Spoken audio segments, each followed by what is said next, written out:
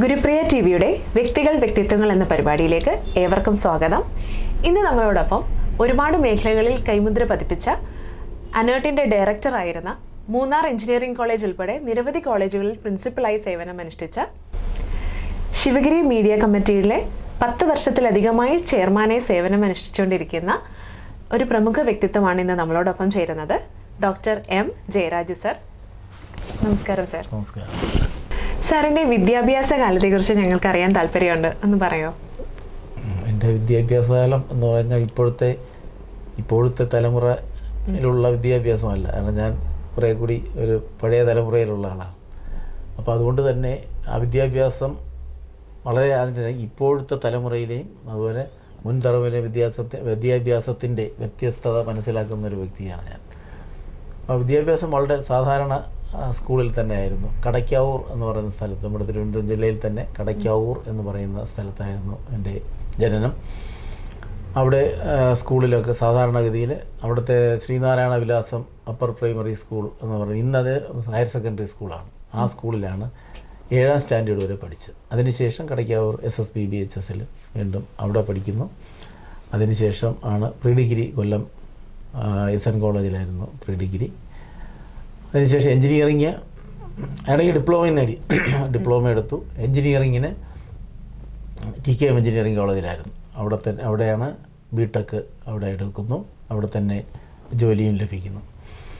അപ്പോൾ BTech ലെക്ചറായിട്ടാണ് അവിടെ engineering വിദ്യാഭ്യാസത്തിൻ്റെ ആദ്യത്തെ ആരംഭം എന്ന് പറഞ്ഞാൽ BTech ലെക്ചറർ പോസ്റ്റ് അവിടെ ആയിരുന്നു.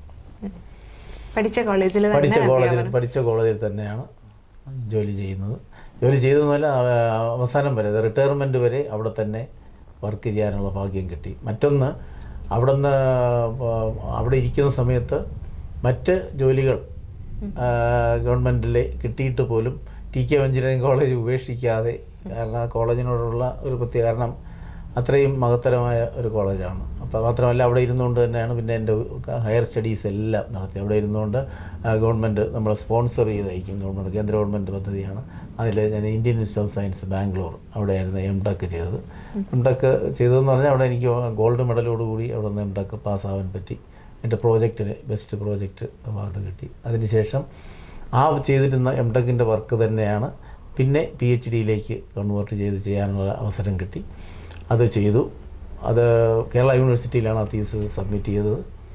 അതിന് ശ്രീചിത്ര പ്രൈസ് എന്ന് പറയും, ഏറ്റവും നല്ല പ്രബന്ധത്തിനുള്ള ശ്രീചിത്ര പ്രൈസ് കിട്ടുകയുണ്ടായി കേരള യൂണിവേഴ്സിറ്റിയുടെ. ഇത്രയൊക്കെ വിദ്യാഭ്യാസ രംഗത്ത് ആ രീതിയിൽ ഉള്ളൊരു നല്ല പ്രവർത്തനത്തിന് കളമൊരുക്കിയത് TKM ആണ്. അതുകൊണ്ട് TKMനോട് എനിക്ക് പ്രത്യേക പ്രതിബദ്ധതയുണ്ട്. സർ അനേർട്ടിൻ്റെ ഡയറക്ടറും കൂടിയായിരുന്നു. അപ്പോൾ TKMൽ നിന്നും അനേർട്ടിലേക്ക് എങ്ങനെയായിരുന്നു?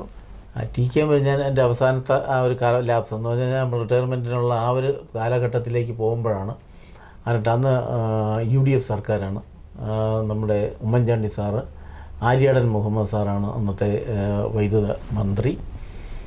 അങ്ങനെ അവിടെ ഞാൻ ഈ എനർജി കൺസർവേഷൻ രംഗത്ത്, ഊർജ്ജ സംരക്ഷണവുമായി ബന്ധപ്പെട്ട് ഏകദേശം ഇപ്പോഴും വർക്ക് ചെയ്യുന്നുണ്ടെങ്കിലും അന്ന് ആ കാലഘട്ടത്തിൽ കോളേജിൽ പഠിക്കുന്ന സമയത്ത് ഒരു 10-25 വർഷത്തോളം ആ രംഗത്ത് പ്രവർത്തിക്കുന്നുണ്ടായിരുന്നു. അപ്പോൾ അതുമായിട്ട് ബന്ധപ്പെട്ടുള്ള പ്രവർത്തനങ്ങളുടെ എൻ്റെ അറിയപ്പെട്ടത് കൊണ്ടാണ് എനിക്ക് അന്ന് എന്നെ അവിടെ നമ്മുടെ AK ആൻ്റണി സാറിൻ്റെയൊക്കെ PS ആയിട്ട് പ്രവർത്തിച്ചിരുന്ന ഒരു ഡോക്ടർ രവി, അദ്ദേഹമാണ് എന്നെ അവിടെ പരിചയപ്പെടുത്തുന്നത്. അങ്ങനെ എന്നെ അവിടെ വിളിക്കുകയും അത് ചാർജ് ഏറ്റെടുക്കാമോ എന്ന് സാർ ചോദിക്കുകയും ഞാനത് ചാർജ് ഏറ്റെടുക്കുകയും ചെയ്തു. അതാണ് അനർട്ടിലേക്കുള്ള പാത. അപ്പോൾ അതിൻ്റെ അവസാന കാലഘട്ടത്തിൽ റിട്ടയർമെൻറ്റോടൊപ്പം തന്നെ ഇവിടത്തേക്ക് അങ്ങ് ജോയിൻ ചെയ്തപ്പോൾ അതൊരു വളരെ പ്രധാനപ്പെട്ട ഒരു കാലഘട്ടമായിരുന്നു അനർട്ടിനെ സംബന്ധിച്ച്. ആ സമയത്താണ് ഞാൻ അവിടെ ജോയിൻ ചെയ്യുന്നത്. സാറിൻ്റെ ആ ഒരു കാലഘട്ടത്തിലായിരുന്നു നമുക്ക് റൂഫ് ടോപ്പിൽ സോളാർ എനർജി അങ്ങനെ ഒരു സ്കീം വരുന്നത് അല്ലേ? ഞാനവിടെ ജോയിൻ ചെയ്യുന്ന സമയത്താണ് ഈ 10,000 വീട് പദ്ധതി എന്ന് പറയുന്നത്. കേരളത്തിൽ ഇന്ത്യയിലെ ആദ്യത്തെ പദ്ധതിയാണ്. ഇന്ത്യയിലെ ആദ്യത്തെ പദ്ധതിയിൽ എല്ലാ സ്റ്റേറ്റിലേക്കും ഉണ്ടായതിൽ ആദ്യത്തെ ആ പദ്ധതിക്ക് നമുക്ക് സാങ്ഷൻ തരുന്നത് കേരളത്തിലേക്കാണ്. അപ്പോൾ കേരളത്തിൽ ആ പദ്ധതിക്ക് ഒരു രൂപകൽപ്പന ചെയ്ത് അതിന് മുന്നിലിരുന്ന ഡയറക്ടർമാർക്ക് അതിൻ്റെ കാര്യങ്ങളെല്ലാം ഫയൽസ് എല്ലാം റെഡിയാക്കി ചെയ്തിരിക്കുന്ന ഒരു കാലഘട്ടത്തിലാണ് എന്നെ അവിടെ നിയമിക്കുന്നത്.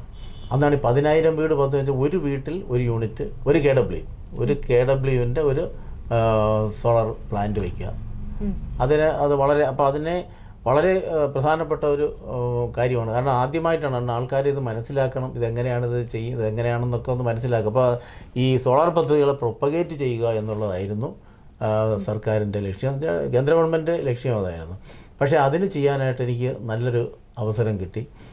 അപ്പോൾ ഈ പദ്ധതികൾ നടപ്പിലാക്കുന്നതിനോടൊപ്പം തന്നെയാണ് നമുക്ക് അന്ന് ഈ അനർട്ടിൻ്റെ പുതിയ ബിൽഡിങ്ങിൻ്റെ ഉദ്ഘാടനവും ഒക്കെ ഇതേ സമയത്തായിരുന്നു. ഈ റൂഫ് ടോപ്പ് പദ്ധതികൾ നടപ്പിലാക്കുന്ന ആ സമയത്തായിരുന്നു. ആ റൂഫ് ടോപ്പ് പദ്ധതിയുടെ ഉദ്ഘാടനം തന്നെ വളരെ ഇന്ത്യയിലെ തന്നെ ശ്രദ്ധിക്കപ്പെടുന്ന ഒരു പ്രോഗ്രാമായിട്ടാണ് അന്ന് കനകക്കുന്ന് പാലസിൽ വെച്ചിട്ട് വലിയൊരു പ്രോഗ്രാമായിരുന്നു. നമ്മുടെ ഫറൂഖ് അബ്ദുള്ള, അന്നത്തെ മിനിസ്റ്റർ ഫറൂഖ് അബ്ദുള്ള സാറൊക്കെ വന്ന് വളരെ വലിയൊരു പരിപാടിയായിരുന്നു. അപ്പോൾ അതിൽ അങ്ങനെ കേരളത്തിൽ ഈ റൂഫ് ടോപ്പ് പദ്ധതിയിൽ ആദ്യം പങ്കെടുക്കാൻ അല്ലെങ്കിൽ അതിൻ്റെ ഭാഗമാകാൻ കഴിയുന്നത് എന്നെ സംബന്ധിച്ച് ഏറ്റവും വലിയൊരു ഭാഗ്യമായിരുന്നു. കാരണം ഒരു കോളേജിൽ പ്രൊഫസറായിട്ടിരിക്കുന്ന ഒരാൾ പെട്ടെന്ന് ഇങ്ങനെ ഒരു പദ്ധതിയായിരുന്നു. സാധാരണ ഒരു വേറൊരു ഇതിലേക്കൊക്കെ വരാൻ പറ്റും, പക്ഷേ ഈ ഒരു വലിയ പദ്ധതിയിൽ അതിൻ്റെ ഭാഗമാകാനും അതിൻ്റെ പ്രവർത്തനങ്ങൾ വളരെ നല്ല രീതിയിൽ നടത്താനും കഴിഞ്ഞു. അതിൻ്റെ അകത്ത് അന്നത്തെ എനിക്ക് ഏറ്റവും വളരെ സന്തോഷത്തോടുകൂടി ഇപ്പോഴും ഓർക്കാൻ കഴിയുന്ന ഉമ്മൻചാണ്ടി സാറിൻ്റെ ഒരു സപ്പോർട്ടാണ്. കാരണം അന്ന് അത് കഴിഞ്ഞിട്ടായിരുന്നു നമ്മുടെ സോളാർ പദ്ധതികളെക്കുറിച്ചുള്ള പല പ്രശ്നങ്ങളും അറിയാമല്ലോ, ഇവിടെ നിങ്ങളെല്ലാം കേട്ടുള്ള ആ ഇഷ്യൂസൊക്കെ വന്നത്. അപ്പോൾ അതിന് സമയത്തൊക്കെ എനിക്ക് ആ പദ്ധതിയെക്കുറിച്ച് അല്ലെങ്കിൽ അതിൻ്റെ പ്രവർത്തനങ്ങളെക്കുറിച്ച് അന്ന് നടന്ന കാര്യങ്ങളെക്കുറിച്ച്, കാരണം നമ്മുടെ അനർട്ടുമായി ബന്ധപ്പെട്ടാണ് ഇതിൻ്റെ പ്രശ്നങ്ങളെല്ലാം വന്നത്.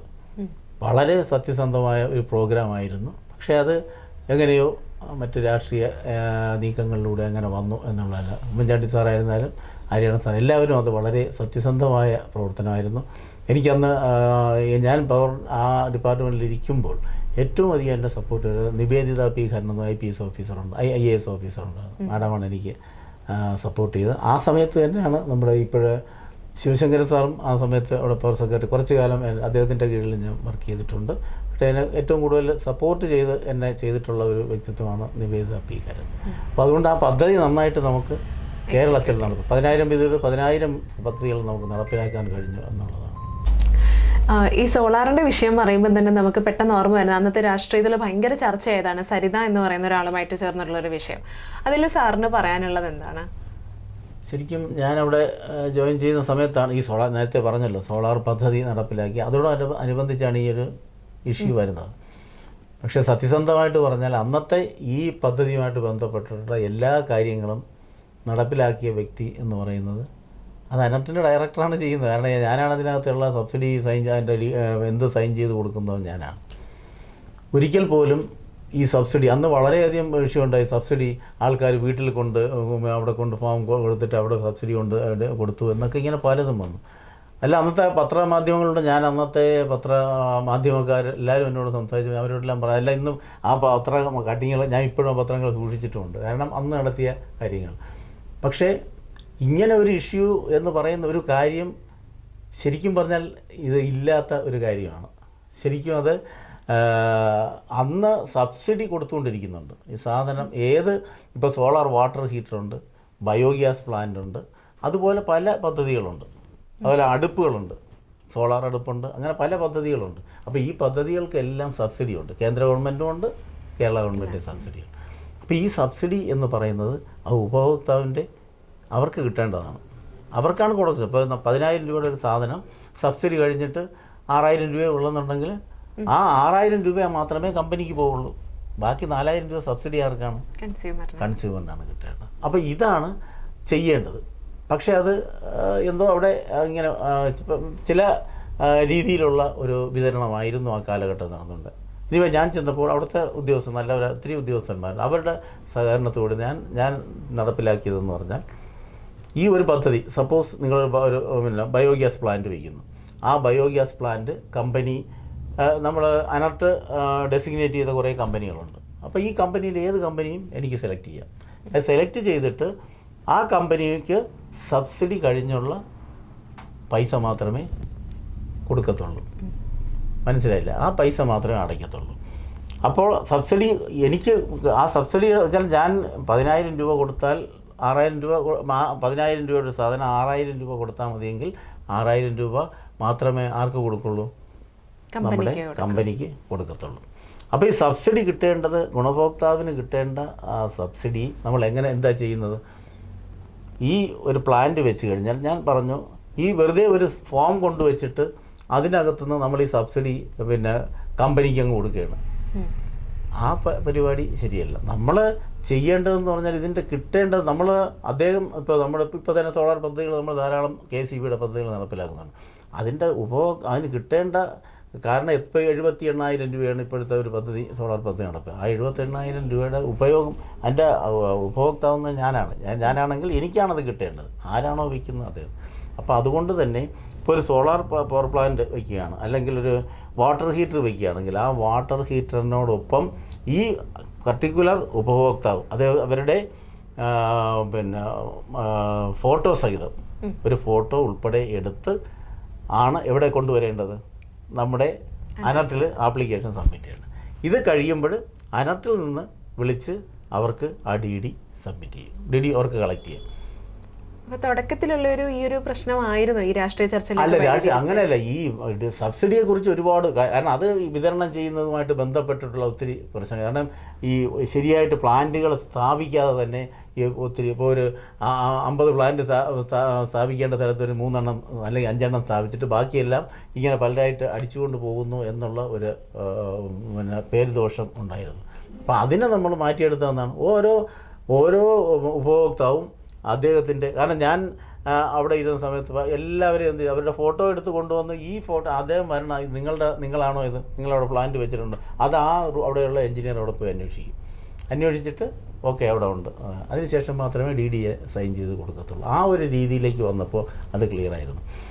ഈ സമയത്താണ് ഞാൻ ജോയിൻ ചെയ്യുന്നതിന് മുമ്പാണ് അവിടെ ഈ സോളാർ വാട്ടർ ഹീറ്ററുമായി ബന്ധപ്പെട്ട് ഒരു 40 സോളാർ വാട്ടർ ഹീറ്റർ ഒരു കമ്പനി വെച്ച്, കമ്പനിയുടെ പേര് ഞാൻ പറയും, ഒരു കമ്പനി വെച്ചിട്ട് ആ കമ്പനി അവരുടെ സബ്സിഡിയുമായിട്ട് ബന്ധപ്പെട്ടുള്ള ഈ പേപ്പറുകൾ കുറേ വെച്ചിട്ടുണ്ട്. അപ്പോൾ ആ പേപ്പറുകൾ അവിടെ വന്നപ്പോൾ ഞാനവിടെ ചെന്നപ്പോൾ അതുമായിട്ട് ബന്ധപ്പെട്ട കാര്യങ്ങൾ ചർച്ച ചെയ്യുന്ന എഞ്ചിനീയർ എന്നോട് വന്ന് പറഞ്ഞു, സാർ ഇങ്ങനെയാണ് ഇത് കൊടുക്കണം. അപ്പോൾ അത് നോക്കിയപ്പോൾ അതിനകത്ത് എല്ലാ ഡോക്യുമെൻറ്റ്സും ഇല്ല. അപ്പോൾ അതുകൊണ്ട് എന്ത് ചെയ്ത് അത് ഞാൻ ചെയ്യാൻ പറ്റില്ല എന്ന് പറഞ്ഞു. അത് പോയി വീണ്ടും അവർ റീസബ്മിറ്റ് ചെയ്തു. അപ്പോൾ അവിടുത്തെ അന്നത്തെ എഞ്ചിനീയറും എന്നോട് പറഞ്ഞു, സാറേ അത് ശരിയാണ്, അതിനകത്ത് ഈ പേപ്പറുകളൊന്നുമില്ല. തിരിച്ച് റീസബ്മിറ്റ് അത് വെച്ച് കൊടുത്തില്ല. ഈ 40 പ്ലാന്റിനെയാണ് അന്ന് ഈ 40 സോളാർ വാട്ടർ ഹീറ്റർ പ്ലാന്റ് വെച്ചതിന് എതിരായിട്ട് അത് ഈ പറയുന്ന സരിത എന്ന് പറയുന്ന ഒരു കഥാപാത്രം ഉണ്ടെന്നും എനിക്കറിയില്ല, ആളിനെ അറിയത്തില്ല, അവരുടെ കമ്പനിയാണെന്നും അവർ ഈ ഇങ്ങനെ പദ്ധതിയിലൂടെ കുറേ സബ്സിഡി അടിച്ചെടുത്തു എന്ന് പറഞ്ഞു. യഥാർത്ഥത്തിൽ അതിന് സബ്സിഡി എന്ന് പറഞ്ഞു കഴിഞ്ഞാൽ അതിന് പറഞ്ഞ 40 ലക്ഷം അവരടിച്ചു. 40 ലക്ഷമല്ല, 40 പ്ലാന്റുകൾ മാത്രമാണ്. ആ 40 പ്ലാന്റിന് സബ്സിഡി എന്ന് പറഞ്ഞാൽ 1500-2000 രൂപയുള്ള സബ്സിഡി. അപ്പോൾ എത്ര 1000 രൂപ വരും? ഇതായിരുന്നു എമൗണ്ട്. പക്ഷേ അതിനെ നമ്മൾ വെളിയിൽ പറഞ്ഞത് സരിതയുടെ വാട്ടർ ഹീറ്റർ പ്ലാന്റ് 40 ലക്ഷം കൊടുത്തു. പക്ഷേ ഇത് റിജക്റ്റ് ചെയ്യുകയാണ് ചെയ്തത്. അതിനകത്ത് അതിൻ്റെ സബ്സിഡി കൊടുത്തിട്ടേ ഇല്ല. അതെല്ലാ സാധനവും റിജക്റ്റ് ചെയ്തു. അതാണ് ഒരു ഇഷ്യൂ. അതിനുശേഷമാണ് ഈ സോളാർ പദ്ധതികൾ വളരെ വിപുലമായിട്ട് സോളാർ പദ്ധതികൾ വരുന്നത്. ഈ സോളാർ പദ്ധതികൾ വരുന്ന സമയത്ത് ഇതുപോലെയുള്ള പല കമ്പനിക്കാരും വന്ന് നമ്മുടെ ലിസ്റ്റിലേക്ക് വരുന്നതിന് വേണ്ടി വന്ന് ചോദിക്കും. അപ്പോൾ ലിസ്റ്റിലേക്ക് ചോദിക്കുമ്പോൾ നമുക്ക് അങ്ങനെ എടുക്കാൻ പറ്റില്ല. നേരത്തെ തന്നെ നമ്മൾ ഒരു എക്സ്പ്രഷൻ ഓഫ് ഇൻട്രസ്റ്റ് വിളിച്ചിരുന്നു. ഒരു 55ഓളം കമ്പനികൾ വന്നു. അതിനകത്ത് ഏറ്റവും നല്ല കുറേ കമ്പനികൾ നോക്കി ഒരു 20-24 കമ്പനികൾ നമ്മൾ സെലക്ട് ചെയ്തു. അപ്പോൾ ഈ 24 കമ്പനികൾ അവരുടെ വില തന്നിട്ടുണ്ട് ഓരോ പ്ലാന്റും സ്ഥാപിക്കുന്നതിനുള്ള. അപ്പോൾ അതിൽ നമ്മൾ അവരെ മാക്സിമം ബാർഗെയിൻ ചെയ്ത് എല്ലാം ഒരേ ലെവലിൽ ഏകദേശം അടുപ്പിച്ചുള്ള വിലയിൽ കൊണ്ടുവന്നിട്ടുണ്ട്. അപ്പോൾ പല കമ്പനി ഇപ്പോൾ ടാറ്റ പവർ വയ്ക്കുന്ന അവർ ഒരു വില വയ്ക്കും മറ്റും, പക്ഷേ എങ്കിൽ ചെറിയ വ്യത്യാസം വരും. അപ്പോൾ നമ്മൾ അതിനകത്ത് ഒരു കാര്യം കൊടുത്തത് ഇവരുടെ എല്ലാം ക്വാളിറ്റി ചെക്ക് ചെയ്തതിന് ശേഷം നമ്മൾ പറഞ്ഞു, ഇപ്പോൾ എക്സ് എന്ന് പറഞ്ഞൊരു വ്യക്തിക്ക് നിങ്ങൾക്ക് ടാറ്റ പവറാണ് വേണമെങ്കിൽ ടാറ്റ പവറിൻ്റെ എടുക്കാം, അതല്ല നിങ്ങൾക്ക് വേറൊരു കമ്പനിയുടെ നിങ്ങൾക്ക് അതെടുക്കാം. പക്ഷേ നമ്മൾ ഇന്ന കമ്പനി ഇതെല്ലാം ഏകദേശം ക്വാളിറ്റിയുള്ള കമ്പനികളാണ്, നിങ്ങൾക്ക് തന്നെ സെലക്ട് ചെയ്യാം. സബ്സിഡി കുറച്ചുള്ള പൈസ മാത്രം കൊടുത്താൽ മതി. സബ്സിഡി അവർ കൊടുക്കണ്ട. കമ്പനി വന്ന് നിങ്ങൾക്കിപ്പോൾ 1,25,000 രൂപയുടെ നിങ്ങൾക്ക് 30,000 രൂപ സബ്സിഡി ഉണ്ടെങ്കിൽ ആ 30,000 രൂപ സബ്സിഡി കൊടുത്തു ലാസ്റ്റിൽ ആ പൈസ നമ്മൾ എവിടെ നിന്ന് വാങ്ങിച്ച പിന്നെ കേന്ദ്ര ഗവൺമെൻറ് വരുന്ന പൈസ അല്ലെങ്കിൽ കേരള സർക്കാരിൻ്റെ പൈസ എന്ത് ചെയ്യും, ഞങ്ങൾ സബ്സിഡിയായിട്ട് ആർക്ക് കൊടുക്കും? കമ്പനിക്ക് കൊടുക്കും. അപ്പോൾ ഉപഭോക്താവിൻ്റെ കയ്യിൽ നിന്ന് ഒരു പൈസയും പോകുന്നില്ല. അപ്പോൾ ഇങ്ങനെയാണ് നമ്മൾ ആ നടപ്പിലേക്ക്. അപ്പോൾ വന്ന ഒരു കമ്പനിയാണ് ഈ സരിത. അവർ ഞാനിരുന്ന സമയത്ത് എനിക്കറിയുമില്ല, പക്ഷേ എന്നെ ഈ വ്യക്തി വിളിച്ചിരുന്നു. ഇങ്ങനെ വിളിച്ചിട്ട് എന്നെ പിന്നെ എൻ്റെ ഇതിനകത്ത് ഉൾപ്പെടുന്നു. അപ്പം ഞാൻ പറഞ്ഞു, നിങ്ങൾക്ക് MNREയുടെ അപ്രൂവൽ, MNRE കഴിഞ്ഞാൽ ministry of new and renewable energy Delhi. അപ്പോൾ ന്യൂഡൽഹി അതിൻ്റെ പിന്നെ അപ്രൂവലുള്ള കമ്പനികളാണെങ്കിൽ മാത്രമേ പരിഗണിക്കുക. ആ പരിഗണിക്കുക തന്നെ ഇനി ഇപ്പോഴും പറ്റില്ല. കാരണം എന്താണ്, ഇപ്പോൾ ആളുടെ ഒരു ലിസ്റ്റ് ആയി കഴിഞ്ഞു. ഇനി ഇത് നമ്മൾ വീണ്ടും പുതുക്കും. ആ സമയത്ത് നിങ്ങൾ ഇഫ് യു ആർ ക്വാളിഫൈഡ് നിങ്ങൾക്ക് എന്ത് ചെയ്യാം, നമുക്ക് അപ്ലൈ ചെയ്താൽ നമ്മൾ പരിഗണിക്കാം. അപ്പോഴവർ 1-2 പ്രാവശ്യമൊക്കെ വിളിച്ചിട്ട് പിന്നെ അതിന് ശേഷം അവരുടെ വേറെ പിന്നെ ചില പ്രതിനിധികൾ വന്നിട്ടൊക്കെ നമ്മളെ ഭീഷണിപ്പെടുത്തി അവിടെ നിൽക്കാൻ അത് തന്നേ പറ്റത്തുള്ളൂ എന്നൊക്കെ രീതിയിലൊക്കെ വന്നു. അപ്പോൾ ഞാൻ എനിക്ക് ചെയ്യാൻ പറ്റത്തില്ല. അങ്ങനെയുള്ള ഇഷ്യൂ ഉണ്ടായി. അന്ന് അദ്ദേഹത്തിനെ പറഞ്ഞു വിടുകയും ചെയ്തു. ആ നമ്മളോട് ഇങ്ങനെ കയർക്കാനൊക്കെ വന്ന ആൾക്കാരൊക്കെ നമ്മൾ പറഞ്ഞു വിടുകയും ചെയ്തു. അങ്ങനെ ആ കാര്യങ്ങൾ ഇതെല്ലാം ഞാനിപ്പോഴും പറയുന്നതല്ല, ഇത് വർഷങ്ങൾക്ക് ശേഷം അന്ന് പത്രമാധ്യമങ്ങളിലെല്ലാം ഇത് വന്നതാണ്. എല്ലാത്തിൻ്റെ ഞാൻ രേഖകൾ ഞാൻ വെച്ചിട്ടുണ്ട്. കാരണം ഇതായിരുന്നു ഇഷ്യൂ. അപ്പോഴേ അവർ അതിനകത്തേക്ക് ഈ പദ്ധതിയിലേക്ക് ഈ പറയുന്ന സരിത എന്ന് പറയുന്ന ഒരു പാർട്ടി കയറിയിട്ടില്ല. അവർ പ്രൈവറ്റായിട്ട് എവിടെയൊക്കെ പോയി ആൾക്കാരെ പേര് പറഞ്ഞ് പറ്റിക്കപ്പെട്ടേക്കാം, അത് എനിക്കറിയില്ല അതുമായിട്ട് ബന്ധം. പക്ഷേ സർക്കാരിൻ്റെ 10 പൈസ പോലും സബ്സിഡി ഇനത്തിലോ അല്ലാതെയോ പോയിട്ടില്ല. ഈ സമയത്താണ് നമ്മുടെ അതായത് പിന്നെ ക്ലിഫ് ഹൗസിൽ സോളാർ പദ്ധതി വെച്ചതിനെക്കുറിച്ച് പോലും ആക്ഷേപം വന്നു. അന്ന് സരിതയുടെ കമ്പനിയാണ് വെച്ചതെന്ന് വെച്ചാൽ വലിയ അതെനിക്കറിയാം, ഇവിടുത്തെ പത്രമാധ്യമങ്ങൾക്കൊക്കെ അറിയാവുന്നതാണ്. കാരണം അതിനകത്ത് ഞാൻ പിന്നെ അനർട്ടിൻ്റെ ഒരു പ്രോഗ്രാമിന് വേണ്ടി എന്നെ ജർമ്മനിയിലേക്ക് കേന്ദ്ര ഗവൺമെൻറ് വിട്ടായിരുന്നു. ആ ജർമ്മൻ പദ്ധതി അവിടെ ഇതിൻ്റെ ഈ സോളാർ ടെസ്റ്റിങ്ങും അതിൻ്റെ ഇൻസ്റ്റലേഷനെ കുറിച്ച് പഠിപ്പിക്കുന്നതിന് വേണ്ടിയായിരുന്നു. ഞാനത് പോയി. അത് കഴിഞ്ഞ് തിരിച്ചിവിടെ നാട്ടിൽ വരുമ്പോഴാണ് ഇവിടെ ഈ ഭയങ്കരമായ കോളിളക്കം, ഇങ്ങനെ ഈ സാധനം വെച്ചിരിക്കുന്നത് ഉമ്മൻചാണ്ടി സാറിൻ്റെ അവിടെ ക്ലിഫ് ഹൗസിൽ വെച്ചിരിക്കുന്നത് പിന്നെ സരിതയുടെ കമ്പനിയാണ് എന്നൊക്കെയുള്ള വലിയ സംഭവം വന്നിട്ട് ഞാൻ ഉടനെ തന്നെ അതിൻ്റെ രജിസ്റ്റർ എടുത്തിട്ട് ഉടനെ ഞാൻ അന്നത് മാതൃഭൂമി ചാനൽ ഇവർക്ക് എല്ലാവർക്കും ഞങ്ങൾ അവിടുത്തെ തന്നെ ഒരു PA വഴി അയച്ചു. അത് UM ഗ്രീൻ, ഇപ്പോൾ എനിക്കിപ്പോഴും ആ പേര് ഓർമ്മയുണ്ട്. UM ഗ്രീൻ എന്ന് പറയുന്ന ഡൽഹിയിലെ ഒരു കമ്പനിയാണ്, നോയിഡയാണ് UM ഗ്രീൻ. ആ കമ്പനിയാണ് അത് വെച്ചത്.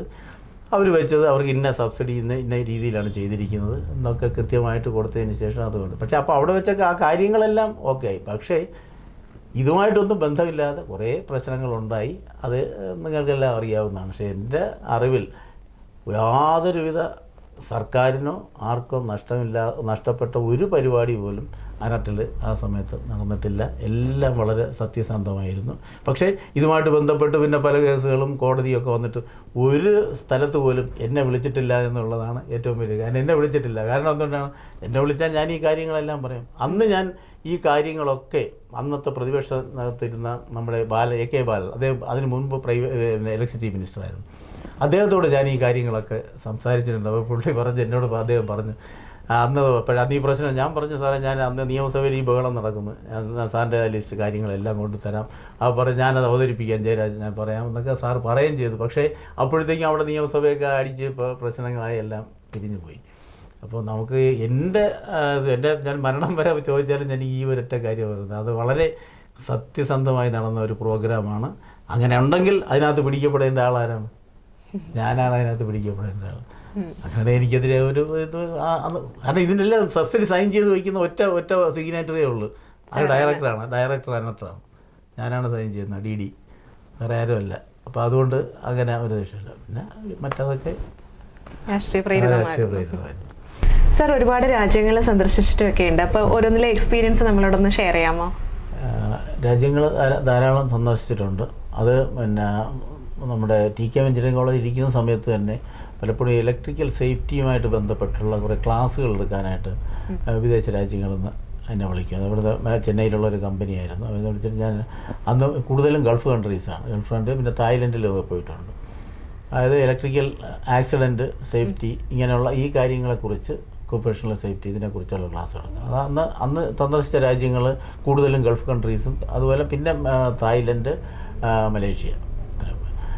പിന്നെ മലേഷ്യയിൽ ഞാൻ ഏകദേശം കുറച്ച് നാൾ വർക്ക് ചെയ്തിട്ടുണ്ട്. മലേഷ്യ അവിടുത്തെ യൂണിവേഴ്സിറ്റിയിൽ പ്രൊഫസറായിട്ട് വർക്ക് ചെയ്തിട്ടുണ്ട്, വിസിറ്റിംഗ് പ്രൊഫസറായിട്ട് വർക്ക് ചെയ്തിട്ടുണ്ട്.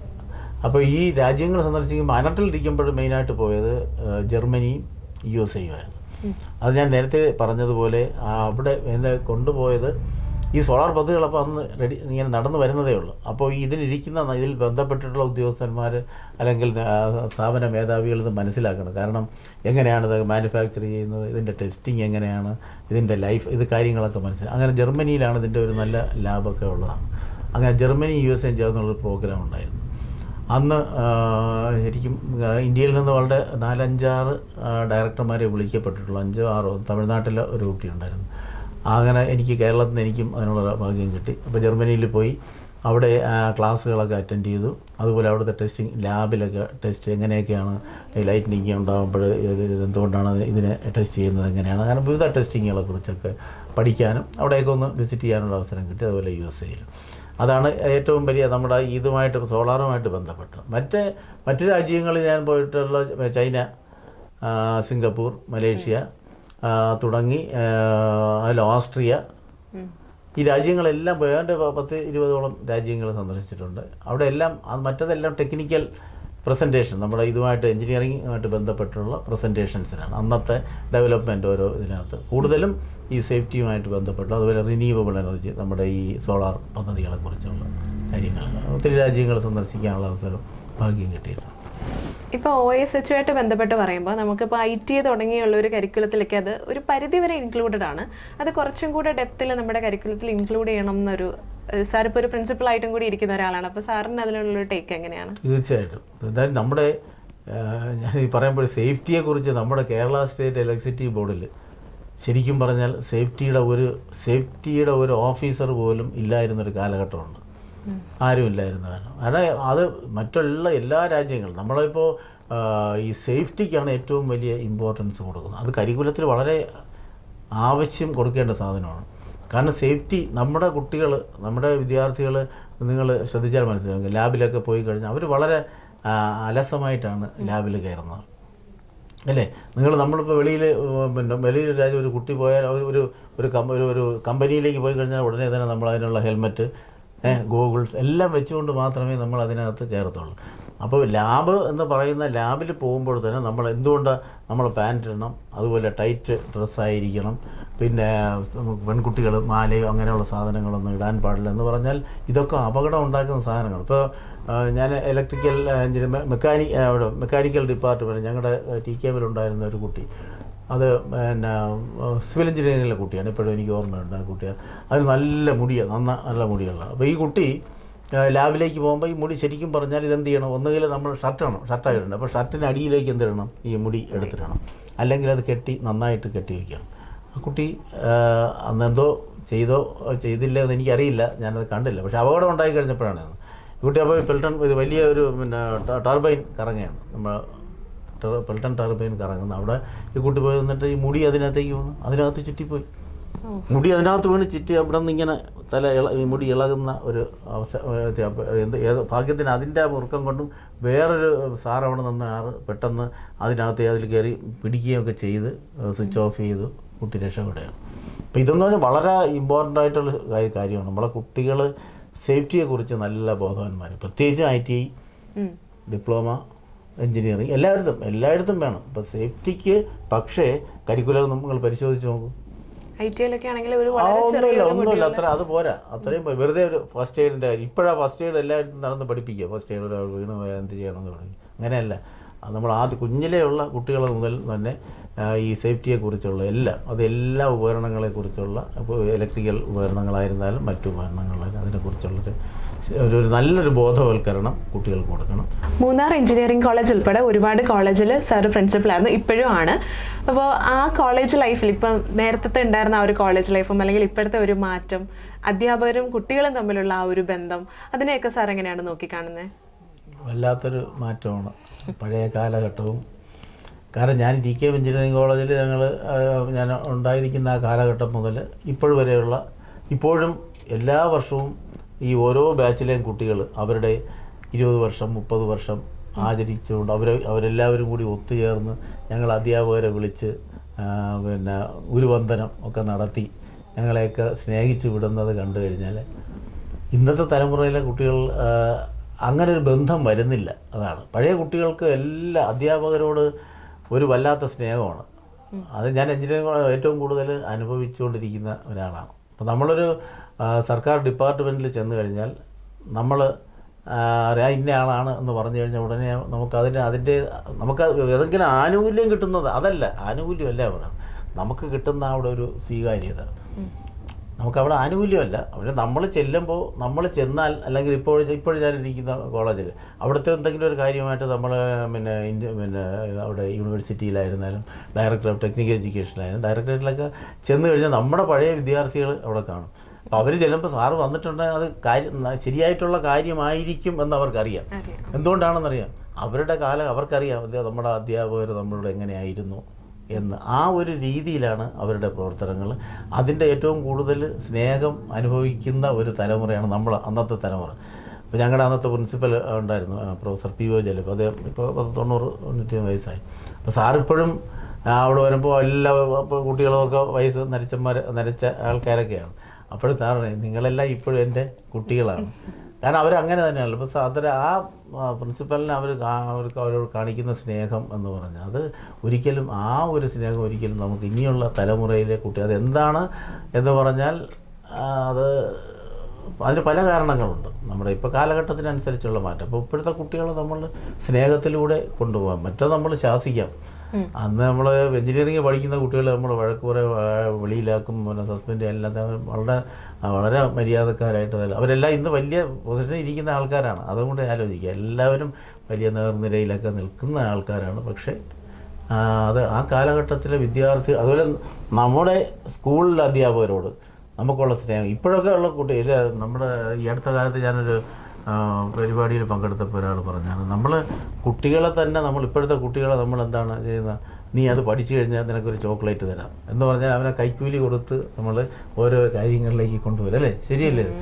നീ പഠിക്കുകയാണെങ്കിൽ ഇന്ന് ഞാൻ ചോക്ലേറ്റ് തരും, അല്ലെങ്കിൽ വരുമ്പോഴത്തേക്ക് ഞാൻ ജെല്ലി മിഠായി വാങ്ങിച്ച് വെച്ചേക്കും എന്ന് നമ്മൾ പറഞ്ഞ് കുട്ടികളെ നമ്മൾ പണ്ട് അങ്ങനെയല്ല, നീ പഠിച്ചാൽ നല്ലത്. അന്നാരും ശ്രദ്ധിക്കാൻ പോലുമില്ല. നമ്മൾ പഠിക്കുന്ന സമയത്ത് നമ്മൾ പഠിക്കുക, അവർക്ക് വീട്ടിലുള്ള രക്ഷകർത്താക്കൾക്കറിയാം, അവരൊക്കെ പോകും പഠിക്കും എന്നുള്ളതാണ്. പക്ഷേ ഇപ്പോഴത്തെ തലമുറയിൽ ഓരോ ക്ലാസ്സിൽ നമ്മൾ അവരെ കൂടെ നടക്കുകയാണ്. എന്നിട്ട് പോലും നമ്മുടെ വിദ്യാർത്ഥികൾ കാലഘട്ടത്തിൻ്റെ മാറ്റമാണ്. അവർ പല ചതിക്കുഴിയിലും ചെന്ന് വീണു പോകുന്നു. പണ്ട് വെറുതെ വിട്ടിരുന്നാൽ പോലും ചതിക്കുഴി വീഴത്തില്ല. അതാണ് പഴയ കാലഘട്ടത്തെ ഒരു വ്യത്യാസം. അപ്പോൾ പിന്നെ അധ്യാപകരിലും മാറ്റങ്ങളുണ്ട്. അധ്യാപകരും കുറച്ചുകൂടി വിദ്യാർത്ഥികളോടുള്ള ആത്മാർത്ഥത, പഠിപ്പിക്കുന്നതിനുള്ള ആത്മാർത്ഥത, അത് പുതുതലമുറയിലെ അധ്യാപകർക്ക് കുറച്ചുകൂടി ഉണ്ടാകണം. ഞാൻ എല്ലാവരോടും അധ്യാപകരോട് എപ്പോഴും പറയാറുള്ളതാണ്. കാരണം നമുക്കൊരു ആത്മാർത്ഥത വേണം പഠിപ്പിക്കുന്നതിന്. നമ്മുടെ കയ്യിലാണ് ആ കുട്ടിയുടെ ജീവിതം. ഒരാളിനെ എഞ്ചിനീയറിംഗ് കൊണ്ട് ഞാനൊരു സബ്ജക്റ്റ് പഠിപ്പിച്ചാൽ ഞാൻ പഠിപ്പിക്കുന്ന സബ്ജക്റ്റ് അതവൻ്റെ ജീവിതമാണ്. പ്രത്യേകിച്ച് എഞ്ചിനീയറിങ്ങിലൊക്കെ നമ്മൾ അവിടെ പഠിപ്പിക്കുന്നത് അതാണ് പഠിക്കുന്നത്. സാറ് പറയുന്നത് എല്ലാം കറക്റ്റാണെന്നാണ് വിചാരിക്കുന്നത്. നമ്മൾ തെറ്റ് പഠിപ്പിക്കാൻ പാടില്ല. അപ്പോൾ എന്ത് ചെയ്യണം, നമ്മൾ അത്രയും കാര്യമായി അതിന് നന്നായി റെഫർ ചെയ്ത് നന്നായിട്ട് പഠിച്ച് മാത്രമേ കുട്ടികൾക്ക് കാര്യങ്ങൾ പറഞ്ഞു. ഇപ്പോഴത്തെ തലമുറയിലെ അധ്യാപകരൊക്കെ ആ കാര്യം റെഫറൻസ് അങ്ങനെയുള്ള കാര്യങ്ങൾ എല്ലാവരും അല്ല, കുറച്ച് പേരെങ്കിലും അത്രയും ഉണ്ടാകുന്നില്ല എന്ന് തന്നെയാണ് ഇപ്പോഴും ഈ ഫീൽഡിൽ നിൽക്കുന്ന ഒരാളെന്നുള്ള നിലയിൽ എൻ്റെ പരാതി. അത് ഞാൻ അവരോട് നേരിട്ട് എൻ്റെ സഹപ്രവർത്തകർക്ക് ഞാൻ പറയാറുമുണ്ട്. ശിവഗിരിയുമായിട്ടുള്ള ഒരു ബന്ധമാണ് 10 വർഷമായിട്ട് അവിടെ ചെയർമാനായിട്ട് ഇരിക്കുകയാണ് സാർ. അപ്പോൾ അതിൽ എങ്ങനെയാണ് ഒരു 10 വർഷം എന്ന് പറഞ്ഞത് ഞാനവിടെ അതിൻ്റെ മുഖ്യധാര എൻ്റെ ഈ ഒരു മീഡിയയുടെ ചെയർമാൻ. അതിനു മുൻപ് തന്നെ മീഡിയ കമ്മിറ്റിയുമായിട്ട് ഒക്കെ ബന്ധപ്പെട്ട് അന്ന് നമ്മുടെ എൻ്റെ ഒരു ജ്യേഷ്ഠ സഹോദരൻ തന്നെ ശ്രീ മോഹൻ രാജ് എന്ന് പറഞ്ഞ ഒരു സാർ, അദ്ദേഹമായിരുന്നു എൻ്റെ മീഡിയ കമ്മിറ്റി ചെയർമാൻ. അതിനു മുൻപ് ഞാൻ നേരത്തെ പറഞ്ഞു ശ്രീനാരായണ സാംസ്കാരിക സമിതി എന്ന് പറഞ്ഞ ഒരു സംഘടന ഉണ്ടായിരുന്നു. അപ്പം അതിൻ്റെ ഭാരവാഹികളായിരുന്നു ഈ പറയുന്ന ശ്രീ മോഹൻ രാജ്. അദ്ദേഹമൊക്കെ മീഡിയ കമ്മിറ്റി ശിവഗിരിയുടെ പ്രവർത്തനങ്ങളുണ്ടായിരുന്നു. അന്ന് ഇവരുടെ കൂടെയൊക്കെ നിഴൽ പോലെ അന്ന് പഠിക്കുന്ന സമയത്തും ഇവരുടെ കൂടെ ഞാൻ ശിവഗിരിയിലുണ്ടാകും. അതിനു മുൻപ് വളരെ കുട്ടിയായിരിക്കുന്ന സമയത്ത് കുഞ്ഞിൽ, അതായത് സ്കൂളിൽ പഠിക്കുന്ന സമയത്ത് അമ്മയോടൊപ്പം ശിവഗിരി തീർത്ഥാടനത്തിന് വരുമായിരുന്നു. അപ്പോൾ ആ കാലഘട്ടം അന്നൊക്കെ നമുക്ക് ശിവഗിരി തീർത്ഥാടനത്തിൽ ഇന്ന് നമ്മൾ മഞ്ഞ വസ്ത്രങ്ങൾ വാങ്ങിച്ച് അണിയാം. അന്ന് അങ്ങനെയല്ല. ഗുരു പറഞ്ഞിരിക്കുന്നത് എന്താണ്, നമ്മളുടെ ഉപയോഗിച്ചിരുന്ന വസ്ത്രങ്ങൾ ഉണ്ടായിരുന്ന അത് കഴുകി അതിനെ മഞ്ഞ നിറം മുക്കി ഉടുത്തുകൊണ്ട് വന്നാൽ മതി. അല്ലാതെ പുതിയ പിന്നെ മഞ്ഞ ഉടുപ്പോ അല്ലെങ്കിൽ അതൊന്നും വേണമെന്ന് ഗുരു പറയുന്നില്ല. നമ്മൾ വൃത്തിയായി ശുചിത്വം ഉണ്ടായിരിക്കണം.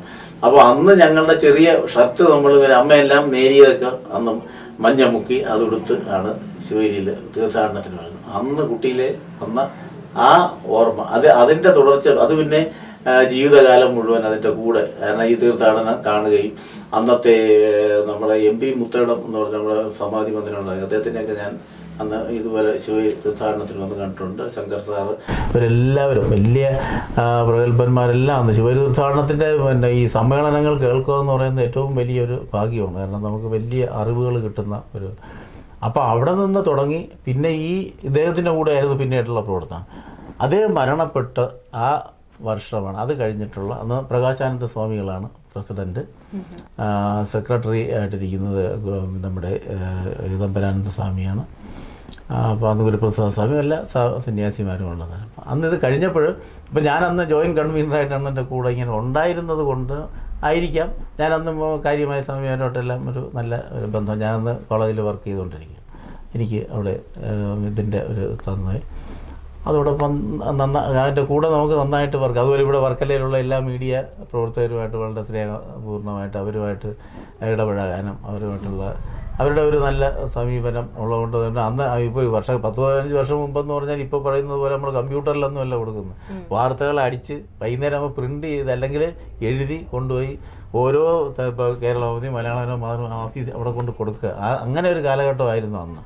അതെന്താണ് ഇപ്പോൾ ഈ 10-15 വർഷത്തിനകത്തല്ലേ ഈ മാറ്റങ്ങൾ വന്നു. അതിന് മുൻപ് ഇപ്പോഴും നമ്മളെല്ലാം മൊബൈലിൽ അയക്കും, എല്ലാവർക്കും കിട്ടും. പക്ഷെ അന്നൊന്നും അങ്ങനെ എഴുതി കൊണ്ട് കൊടുക്കുന്ന അല്ലെ പിന്നെ ആദ്യം എഴുതിയായിരുന്നു പിന്നെ ടൈപ്പ് ചെയ്ത് ആ ഒരു കാലഘട്ടം മുതൽ പ്രവർത്തിക്കാൻ അദ്ദേഹത്തിനോടൊപ്പം കഴിഞ്ഞു. അതിൻ്റെ അതുപോലെ അവിടെ ഇരിക്കുന്ന ശിവഗിരി മഠത്തിലെ PROമാർ സന്യാസിമാരെല്ലാവരും വളരെ എല്ലാ സന്യാസിമാരും നമ്മളോട് വളരെ സ്നേഹം നമ്മൾ കഴിയുന്നത്ര എല്ലാ സന്യാസിമാരും. അന്നിരുന്ന സെക്രട്ടറിയാണ് ഇതമ്പരാനന്ദ സ്വാമി. പിന്നെ ഇതുപോലെ ഗുരുപ്രസാദ് സ്വാമിയൊക്കെ അന്ന് അതിൻ്റെ അകത്തുള്ള പ്രധാനപ്പെട്ട ആൾക്കാരാണ്. വിശാലാനന്ദ സ്വാമി, എല്ലാ സന്യാസിമാരും.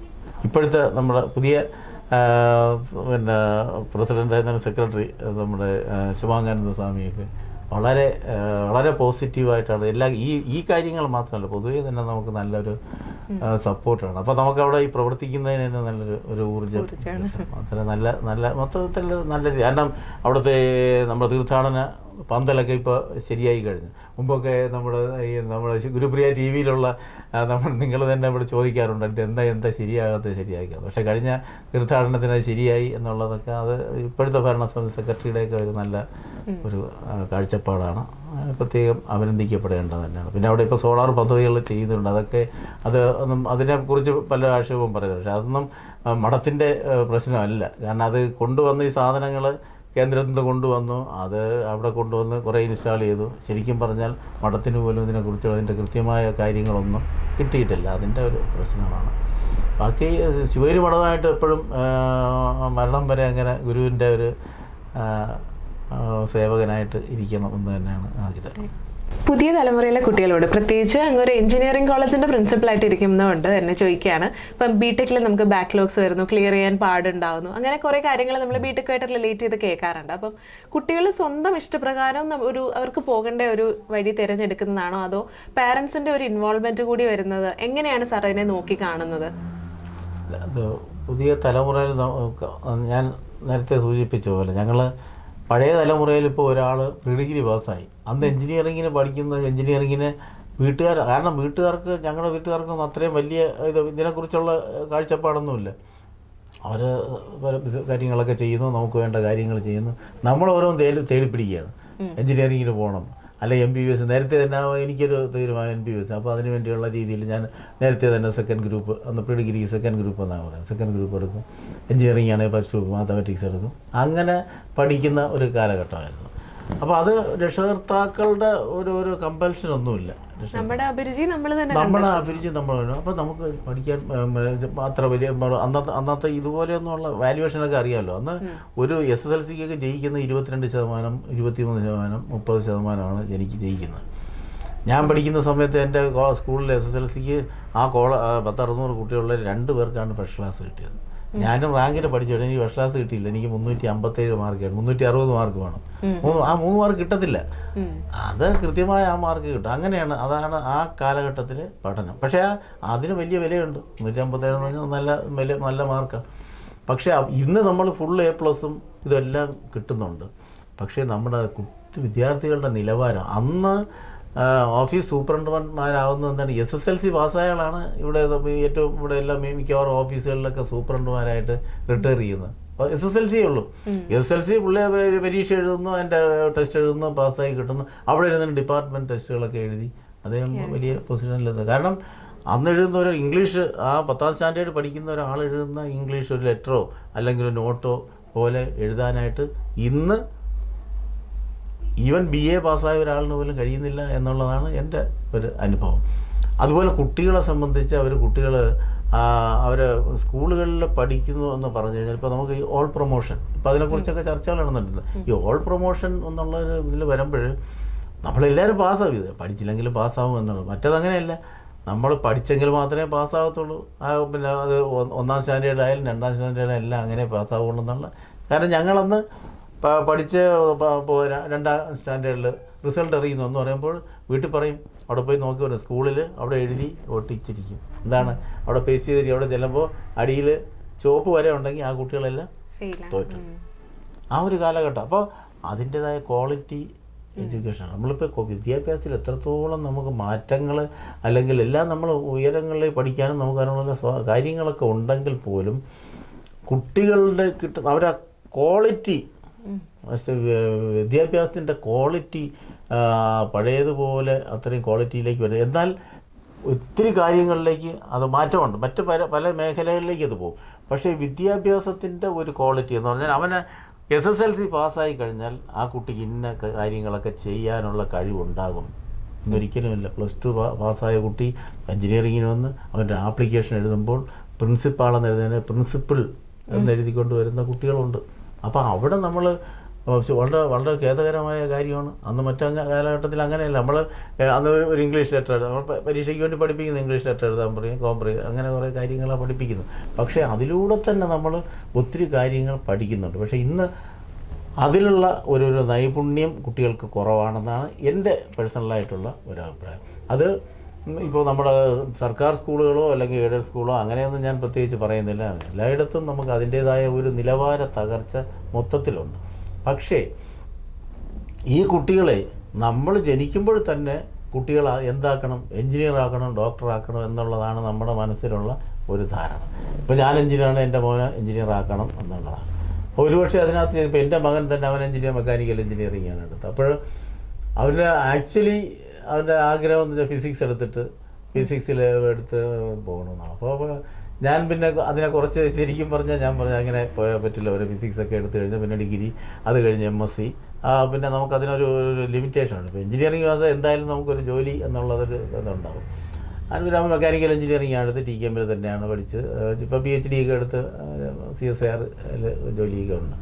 പക്ഷെ ഞാൻ പറഞ്ഞത് അത് നമ്മുടേതായ ചില കാഴ്ചപ്പാട് നമ്മുടെ കുട്ടികളോട് പറഞ്ഞു കൊടുക്കണം, കാര്യങ്ങൾ നമ്മൾ പറഞ്ഞു കൊടുക്കണം. ഒരുപക്ഷെ അവൻ ഫിസിക്സ് എടുത്ത് പോയാൽ ചിലപ്പോൾ അതിലും വലിയ പൊസിഷനിലൊക്കെ പോകാതിരിക്കാം, അത് ശരിയായി. പക്ഷേ രക്ഷകർത്താക്കൾ നമുക്കൊരു സ്വാർത്ഥതയുണ്ട്. എന്താണ്, അവൻ ഈ ഡിഗ്രി എടുത്തിട്ട് വെറുതെ നിന്ന് പോയാലോ, MSc ഒക്കെ പാസ്സായിട്ട് ഒരു PhD എടുത്തിട്ട് ജോലിയും കിട്ടാതെ സ്കൂളിൽ പോലും അധ്യാപകൻ അല്ലെങ്കിൽ അതിന് ലക്ഷങ്ങൾ കൊടുക്കേണ്ട അവസ്ഥ വരുമെന്നൊക്കെ പേടിച്ചാണ് പലരും പറഞ്ഞത്. പക്ഷേ ഇപ്പോഴും എഞ്ചിനീയറിങ്ങിന് വരുന്ന വിദ്യാർത്ഥികൾ തന്നെ നല്ലൊരു വിഭാഗം കുട്ടികൾക്കും താല്പര്യമില്ലാതെ വരുന്നുണ്ട്. വീട്ടുകാർക്ക് എൻജിനീയർ ആക്കണം എന്ന രീതിയിൽ കൊണ്ടാക്കുന്ന കുറേയെങ്കിലും വിദ്യാർത്ഥികൾ, നഴ്സിങ്ങിന് പോകേണ്ട വിദ്യാർത്ഥി. കാരണം ഇങ്ങനെ കുറേ കാര്യങ്ങൾ ഞാൻ അനുഭവിക്കുന്നുണ്ട്. നഴ്സിങ്ങിന് ഒരു കുട്ടി ആദ്യം നഴ്സിങ്ങിന് പോകണം, അമ്മ എൻജിനീയറിങ്ങിന് തന്നെ ആക്കണം.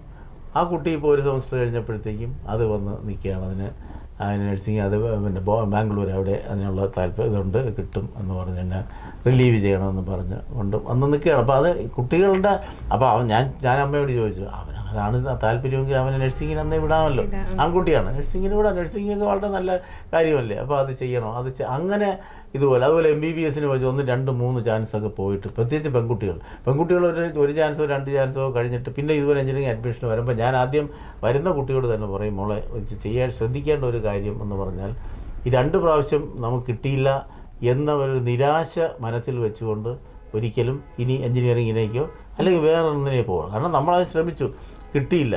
അതിനെ നമ്മൾ അന്ന് മാറ്റി നിർത്തുക. ഇനി എൻജിനീയറിംഗ് ആണെങ്കിൽ അതിൽ വളരെ മനോഹരമായിട്ട് പഠിക്കുക, പഠിച്ച് നിങ്ങൾ നല്ലൊരു നിലയിലേക്ക് എത്തണം എന്ന് ഞാൻ ഉപദേശം കൊടുക്കും. അപ്പോൾ ആ കുട്ടികൾ ഒരു കുട്ടി വന്ന ഇതെല്ലാം ഒത്തിരി വർഷങ്ങളിലുള്ള ഒരു അനുഭവങ്ങളാണ്. അതൊരു കുട്ടി ഇപ്പോൾ ഈ കഴിഞ്ഞ വർഷം വന്ന ഒരു കുട്ടിയാണ്. അതിനിതുപോലെയാണ്, അത് MBBS പക്ഷേ ആ കുട്ടി ഞാൻ പറഞ്ഞ അത് വളരെ കൃത്യമായിട്ട് വന്നു. അത് 2 വർഷം കിട്ടി. ഞാൻ എന്നിട്ട് അതിൻ്റെ ഒരു കുട്ടിയോട് ഞാൻ എൻ്റെ ഉമ്മയോടുത്ത് പറഞ്ഞു, ഉമ്മ നിങ്ങളിത് വലിയ പ്രശ്നമെന്ന് പറഞ്ഞാൽ നിങ്ങൾ MBBS ഇനി അതിനൊരു കുട്ടി വീണ്ടും നിങ്ങൾ വീണ്ടും 1 വർഷം കഴിച്ച് കിട്ടിയില്ലെങ്കിൽ എന്ത് ചെയ്യും? 3 വർഷം ആ കുട്ടിയുടെ ജീവിതത്തോടെ പിന്നെ പുള്ളി ഭയങ്കരമായിട്ട് കുട്ടി മാനസികമായിട്ട് ഇതായിപ്പോൾ. അപ്പം നിങ്ങൾ അതിന് ചെയ്യേണ്ടതെന്ന് പറഞ്ഞാൽ ആ കുട്ടിയെ ഇനിയും നമ്മൾ പരീക്ഷണ വസ്തു ആക്കരുത്. അതിന് എൻജിനീയറിംഗ് പഠിക്കാൻ, അതല്ല നഴ്സിംഗ് ആണെങ്കിൽ അതിന് പോവുക, BDS ആണെങ്കിൽ അതിന് പോവുക, എന്താണ് താല്പര്യം, മെഡിക്കൽ ഫീൽഡ് തന്നെ വേണമെങ്കിൽ അങ്ങനെ തന്നെ ചെയ്യണം എന്ന് പറഞ്ഞു. അപ്പോൾ അങ്ങനെ കുട്ടികളെ നമ്മൾ നിർബന്ധിച്ചൊരിക്കലും ആക്കരുത്. അവന് അവൻ ഗായകനാണെങ്കിൽ ആ പാടാൻ താല്പര്യം ഉണ്ടെങ്കിൽ അവൻ അതിനു വേണ്ടി വിടുക. പാടിയാൽ നല്ല നിലയിൽ എത്താമല്ലോ, പാടിയാലും പോകാം. അവൻ നല്ല നടനാണെങ്കിൽ അവൻ നടൻ. ഇപ്പം ഇത് നമുക്ക് ഇപ്പോഴും പണ്ടത്തെ പോലെ ഈ ഒരു ഫീൽഡല്ല. പണ്ടെന്ന് പറഞ്ഞാൽ നമുക്ക് എൻജിനീയർ, MBBS ഈ ഒരു രീതി വന്നു. ഇപ്പം ഏത് ഫീൽഡിൽ പോയാലും ഇപ്പം തന്നെ നമ്മുടെ ഇത് മീഡിയ രംഗത്ത് എത്രയൊക്കെ വലിയ പൊസിഷനിലാണ്. അപ്പോൾ നമുക്ക് അത് എവിടെയും നമുക്ക് കഴിവുണ്ടെങ്കിൽ നമുക്ക് ഏത് രംഗത്തും കൊണ്ടുപോകും. നമ്മുടെ രക്ഷകർത്താക്കളോട് എനിക്കുള്ള ഒരു ഉപദേശം എന്ന് പറഞ്ഞാൽ, മക്കളെ അവരുടെ താല്പര്യമുണ്ടെങ്കിൽ അവനതിലേക്ക് കൊണ്ടുപോവുക.